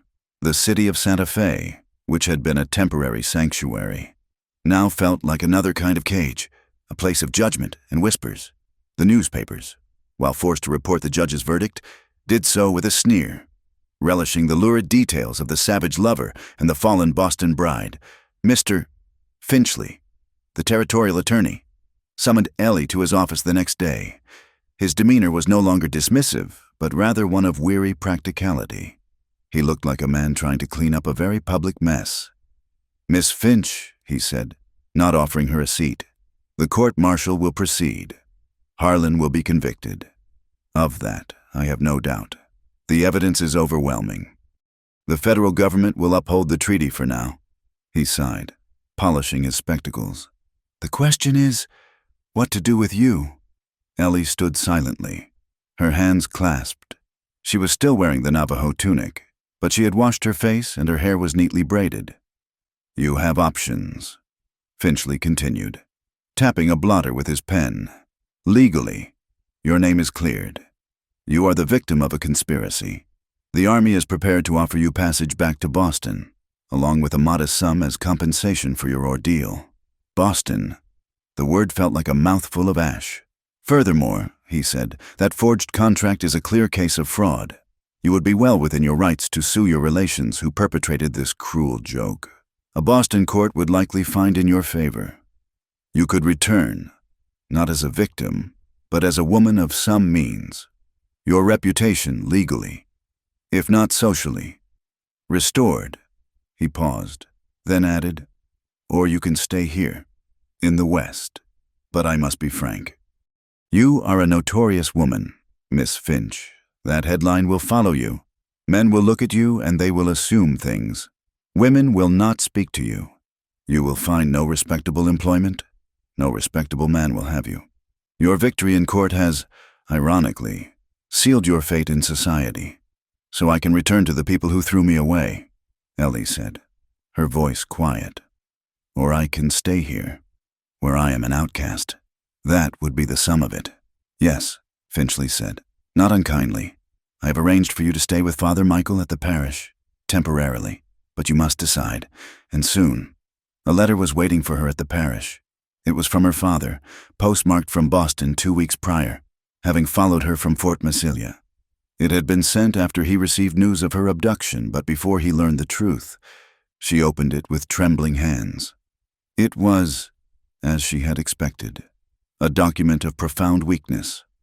Her father expressed his horror at her situation, his prayers for her safe return, but the bulk of the letter was a long, meandering justification of his own failures. Society is a harsh master. A man must protect his family's name. Even at great cost, your cousins meant no real harm. It was the folly of youth. Then came the final part, a postscript written after her letter, detailing the truth had reached him. "This entire affair is a terrible scandal," he wrote, his handwriting shaky, "but all is not lost. Mr. Abernathy, in a show of Christian charity, is still willing to honor his proposal. He is a decent man. He is willing to overlook your association with the savage and the unfortunate publicity. He will give you his name, and this entire dreadful chapter can be put behind us. I have booked your passage. Come home. Eleanor. It is your only chance for a decent life." Ellie let the letter fall to the floor. The velvet coffin was being offered to her again. this time lined with the added insult of forgiveness. They would overlook what had been done to her. They would pardon her for her own survival. The old, suffocating control, the passive, polite tyranny of Boston, reached for her across the continent. Meanwhile, in another part of the city, Tazier faced his own counsel. The Navajo men who had attended the hearing met with him at the wagon yard where they had camped. The mood was not celebratory. Hastianyazi, the elder, was there, his face grim. "You have done a great thing," Hastianyazi said, his voice respectful. "You have saved the valley. You have shown us that the white man's law can, sometimes, be a weapon for us." The other men nodded. "But the Bilagana woman is still with you," the elder continued, his eyes on Tajai's bandaged shoulder. "She is the center of the trouble. She is why Harlan came. She is why you were shot." "She is the witness," Tajai said, his voice flat. "The hearing is over.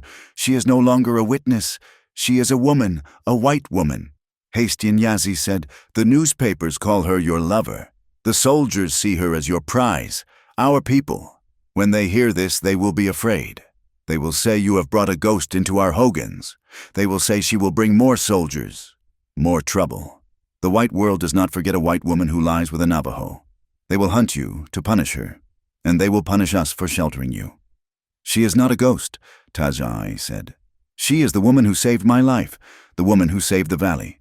She is a good woman, perhaps," the elder conceded. "But she is not dying. She cannot be. The council has decided. You have earned the right to choose your own path. You have saved us, but if you choose her, you cannot choose us. You cannot bring her to the basin. It is too dangerous, for her, for us. You must choose Taziai, the woman, or your home." The ultimatum hung in the hot, dusty air. He had saved his home, only to be exiled from it. He found Ellie late that afternoon. She was sitting in the small, walled garden behind the parish church, staring at a patch of dry, thorny roses. He had been to the surgeon, an army doctor who had treated his wound with clean bandages and a grudging respect. He wore a simple shirt given to him by Father Michael, his arm in a sling. He sat on the bench opposite her, not too close. He looked tired. "The lawyer," she said, her voice flat. "He told me my options. Go back to Boston, or stay here and be a pariah." "I see," Tajai said. He looked at his hands. "There is a wagon train leaving for the east in 2 days. Finchley has arranged it. It will be safe. There are soldiers escorting it. You will be back in Boston by Christmas." She looked up at him. His face was unreadable. "Is that what you want?" she whispered. He did not answer directly. He looked at the dry, cracked earth.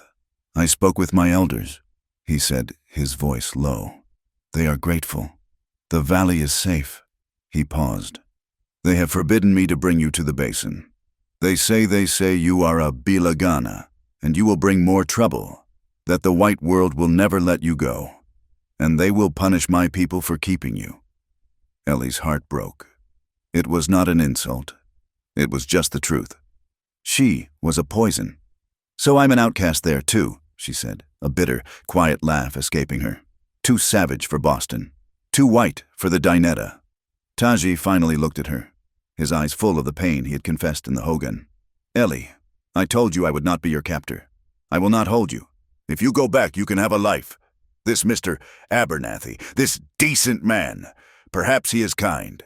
You will be safe. You will have a home. You will not have to live like this. Hunted, hated, by my world, and by yours." "You are telling me to go," she said, her voice hollow. "I am telling you," he said, his voice cracking, "that I cannot ask you to stay. I cannot ask you to give up your whole world, to live in the shadows, to be hated for me. I promised you forever, but I cannot give you a home." He stood up, his face a mask of agony. "I will not be the one who destroys your last chance for a decent life. The wagon train leaves on Thursday. I will say goodbye then." He turned and walked away, his back straight, his shoulders rigid. He was letting her go. He was choosing to be alone, rather than to be the burden that destroyed her. For 2 days, Ellie was in hell. She stayed in the small room at the parish. She walked the streets of Santa Fe, a ghost in plain sight. She saw the two worlds, living side by side, never touching. She saw the Anglo saloons, loud with piano music and the shouts of prospectors. She saw the quiet, shaded adobe courtyards of the Mexican families, smelling of chili and baking bread. She saw the Navajo weavers, sitting on blankets in the plaza, their faces proud and silent, selling their brilliant red and black rugs to the same white people who whispered about them in the streets.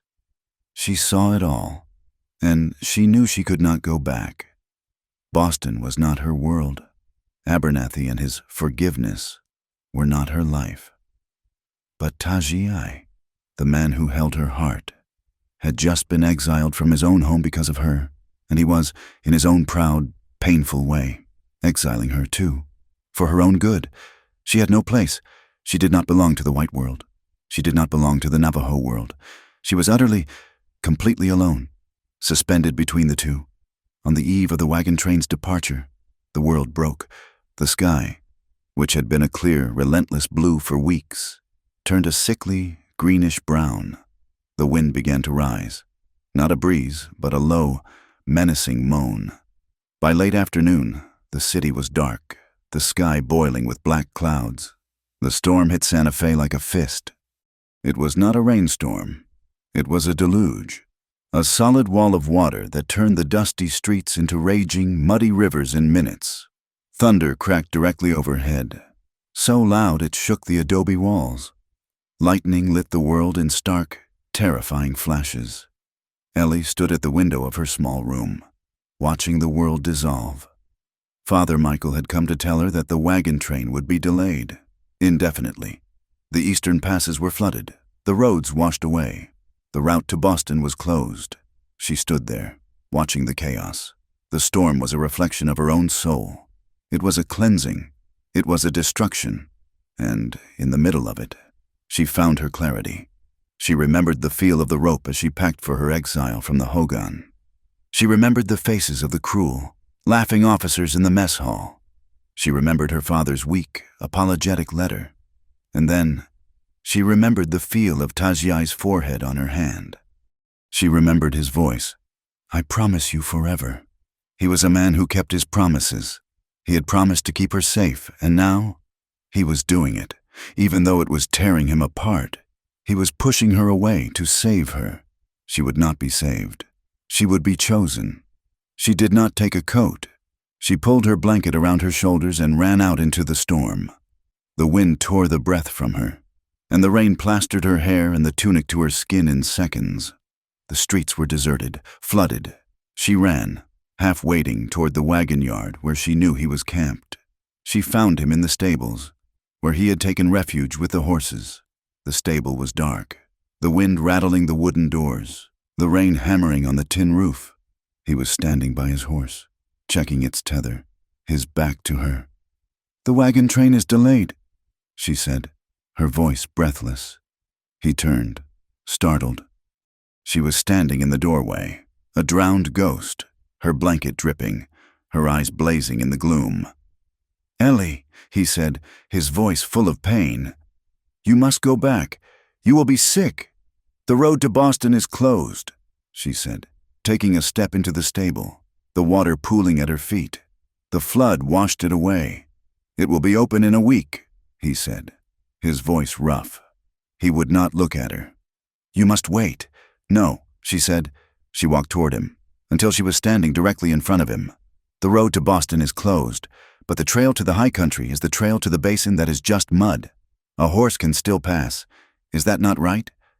He looked up at her, his eyes full of a terrible, dawning hope that he was afraid to feel. "Ellie, do not. I told you I cannot go back. Not with you." "You are right," she said, her voice shaking, "but not cold. So we will not go back. We will go forward." She put her cold, wet hands on his face. "I will not go back to Boston. I will not be pitiful Miss Finch, the girl who was overlooked and forgiven, and I will not be the savage lover in their newspapers. I do not care what their world calls me, and I do not care what your world calls me. They both misunderstand. They both see a symbol, a white ghost, a scandal." She pressed her forehead against his, just as they had in the Hogan. "You," she whispered, "are the only one who has ever seen me. I am not going back to a world that wants to control me, and I am not going to let you hide me, to protect me. If both worlds are going to misunderstand us, then let them. We will build our own." He looked at her, his heart finally, truly breaking open. She was not a burden. She was his home, where he whispered, his own hands coming up to hold her, his sling forgotten. "Where can we go? Your world will hunt you. My world cannot take you." "We will not go to them," she said, a fierce, desperate plan forming in her mind. "We will go between them. That trading post, on the road to the basin, is empty. The one Harlan used to use. It is not on Navajo land, but it is not in the white towns. It is on the border. It is a bridge." He stared at her, seeing it, a place that was neither, a place that was both. "We can build it," she said, her voice gaining strength. "You can be the bridge for your people. You can be the honest broker, the one who keeps the promises, and I can be the bridge for the white world. I can teach. I can trade. We will not be hiding. We will be a new thing, a place where the two worlds meet." He looked at her, soaked and shivering, her eyes full of a fire that matched his own. She was not asking him for safety. She was offering him a future, a hard, impossible, and beautiful future. "It will be a hard life," he said, his voice thick. "They will hate us, both sides." "Let them," she whispered.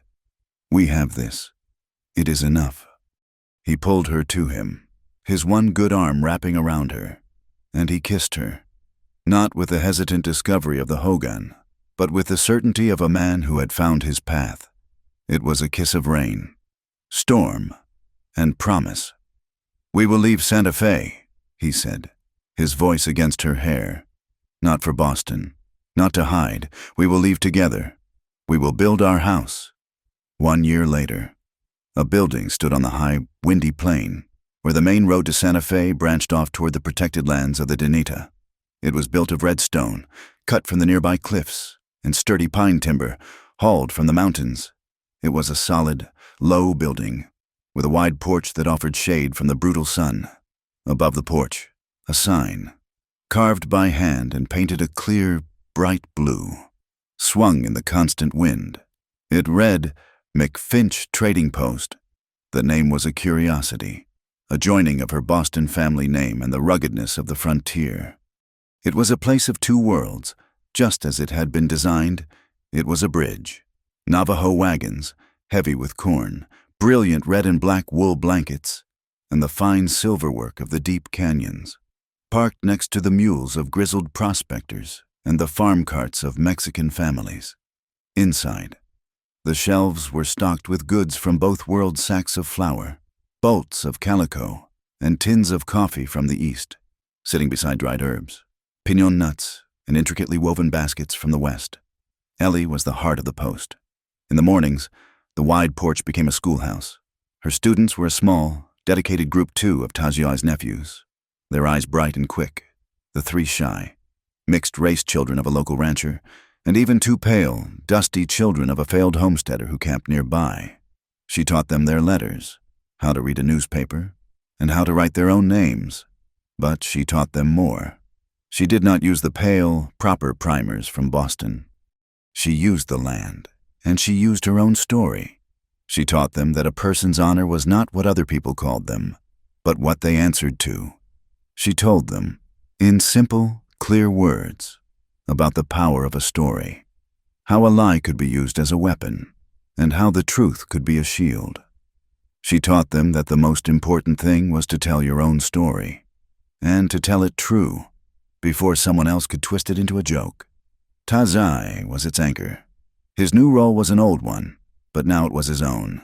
He was a scout again, but not for the blue coats. He was a scout for his people. When the government men came from Santa Fe, which they still did, their briefcases filled with new papers and treaty improvements, they no longer went to the elders in the canyons, where their words could be twisted. They came to the trading post. They came to Tajai. He would sit with them for hours on the porch, Ellie quietly serving coffee, listening. He, who knew their language, their laws, and their lies, would read the fine print. He would point, his fingers steady, to the lines that stole water rights, the clauses that took grazing land in exchange for rotten flour. He stood clearly, firmly, on the side of his people. He was the buffer, the honest broker. He was the man who, having been betrayed by their paper promises, now used those same papers as a shield to protect his home. News still came from the east. A letter, 6 months old and passed from hand to hand, finally found her. It was from her father. The Texas Railroad had, as predicted, failed completely. The Finch family was, as he had written, ruined. The house on Beacon Hill had been sold at auction. Her father was living in a single room in a boarding house. He mentioned, his handwriting thin and shaky, that her cousins, Clara and Beatrice, were also in dire straits. Their wealthy husbands' families had been invested in the same failed ventures. They were destitute. They had, her father wrote, inquired if perhaps Eleanor, with her new position in the West, might know of any opportunities. They wondered if she could find a place for them, perhaps to secure husbands of new money, like prospectors or cattlemen. Ellie sat on the porch, the flimsy letter in her hand, and looked out at the red cliffs, now turning purple in the twilight. She felt a faint, cold pity, but not anger, not anymore. That person was gone. She took a fresh piece of paper and, using the clear, strong handwriting she now used to teach her students, wrote a short reply. Father, I'm sorry for your hardship. As for my cousins, there are no opportunities here of the kind they seek. There are no connections, only honest work and hard ground. There are no more jokes to be played with people's lives. If they wish to come, they must come as equals, not as masters. They will find no servants here. She sealed the letter, her hand steady. She had drawn her boundary, a line as clear and deep as the Red Jaw Canyon. One afternoon in late summer, just as the sun was beginning to burnish the sky, a lone rider approached. It was not a soldier, not a Navajo. It was a girl, perhaps 16 years of age, riding astride like a man, her clothing in rags. She looked pale, terrified, and near starvation. She half fell from the horse when she reached the post, her body slumping to the dust.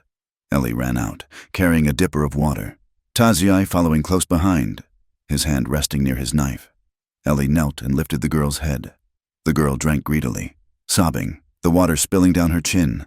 They lied, the girl whispered, her voice a raw croak. Her name was Sarah, from Ohio, a mail-order bride. He wrote that he was a minister in a mining town.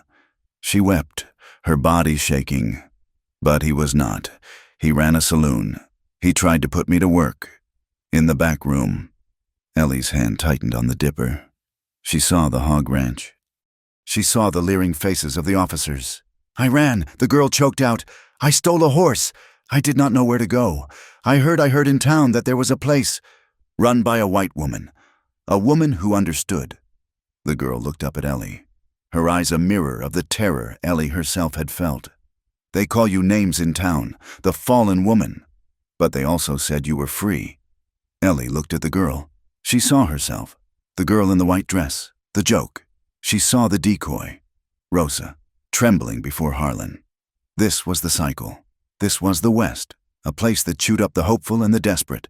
But this time, the cycle would break. This place was not just a trading post. It was a sanctuary. It was the place for those who had been broken, for those who had been turned into jokes, a place to find a second chance. She put her arm around the girl's thin shoulders, helping her to her feet. Taji stepped forward and gently took the reins of the exhausted horse. You are safe now. Sarah, Ellie said, her voice firm and strong, a voice that carried in the wind. You are not a joke. You are not for sale. This is not a place for that. This is a place to start over. Come inside. We have food, and we have work. That evening, as the air turned cool and the sky filled with a lavender light, Ellie and Taji stood on the flat roof of the trading post, They often came up here at the end of the day to watch the world change. From this one spot, they could see both worlds. To the east, the long, dusty red trail that led back to Santa Fe. To the railroads, to the white world that had thrown her away. To the west, the dark, shadowed opening of the sacred valley, the home of the Dine, the world that could not take her in. The two paths did not cross here. They ran parallel, separate, but their home, their post, sat directly between them, a solid, living bridge. Ellie thought of it as a figure 8 lying on its side, the symbol for infinity, a place where two separate circles were forever joined by a single, strong center. Ellie leaned her head against his good shoulder. The wound had healed, leaving a long, puckered scar that she sometimes traced with her finger. "Tashi?" she asked softly, her voice almost lost in the rising breeze. "If that day in the past, if you had not spurred your horse, if you had not pulled me from the path of that bullet, where would you be right now?" He was silent for a long time, looking west, toward the valley, toward the land he had saved but could not live in. "I would be here," he said finally, his voice a low rumble. "Or somewhere near. I would still be watching the valley. I would still be fighting the liars who came to steal it." He turned his head, his dark hair brushing her cheek. "But I would be doing it alone, and I would have much less hope." He turned and put his arm around her, pulling her close. His hand, no longer a scout's or a warrior's, but a husband's, rested on her waist. "You brought the storm. Bilagana," he murmured, "but you also brought the rain." The whispers in the towns had not stopped. The newspapers still, on occasion, referred to the savage lovers' trading post, and among some of the older Navajo, she was still the white ghost, the woman who had brought the army to their door. They were no longer the virgin bride and the Navajo warrior. Those were characters in a story someone else had written, a cruel, hateful joke told by fools in a distant, smoke-filled room. Here, on this bridge of stone and pine, they were just Ellie and Taziai. They were partners. They were husband and wife. They were running a small, fragile, and fiercely protected community, built not on laws written on paper, but on the simple, hard-fought decency of how they treated each other, day by day. Deep in the valley, on a clear, cold night, Hasty and Yazi, the elder, sat by a hogan fire. The children, Tajiai's nephews among them, were listening, their faces bright in the firelight. He was telling the old stories, the stories of the stars, how the holy people had placed them in the sky. But tonight, he told me about a new one. He pointed to a small, tight cluster of stars in the east, one that seemed to burn with a clear, white light. "That," the elder said, his voice like the rustle of dry corn, "is the woman who came on the wind. She came from the east, carrying a light that the tricksters and the liars tried to put out. She was alone, and she was a joke to her people. And next to her, that star that burns like a steady coal is the warrior. He was a man who walked between worlds, and his heart was cold, because he was afraid to lose what he loved. And the woman," a child whispered. "What did she do?" "She did not run," the elders said, and the warrior he kneeled. Not to a soldier, not to an enemy. He kneeled because he saw her light was real. He did not kneel to ask for forgiveness. He kneeled to make a promise. He promised to love her as he loved the land itself. He promised her forever. The great starry expanse of the western sky spread out over the desert, endless and silent. The story of Ellie and Taji was finished, but it had also just begun.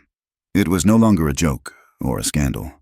It had become what it was always meant to be, a legend, not just of a man and a woman, but of two people who had defied the cruelty, the prejudice, and the power of two worlds, to build a small, brave place where everyone, even the broken, had a chance to start again. Thank you for listening to this story. We would love to know where you are listening from, so please share your city or country in the comments below, and let us know what you think. If you enjoyed this tale, please subscribe to our channel, Wild West Tales, and give this video a like. And if you really want to support us, please press that hype button to help this story reach more listeners. We appreciate every one of you.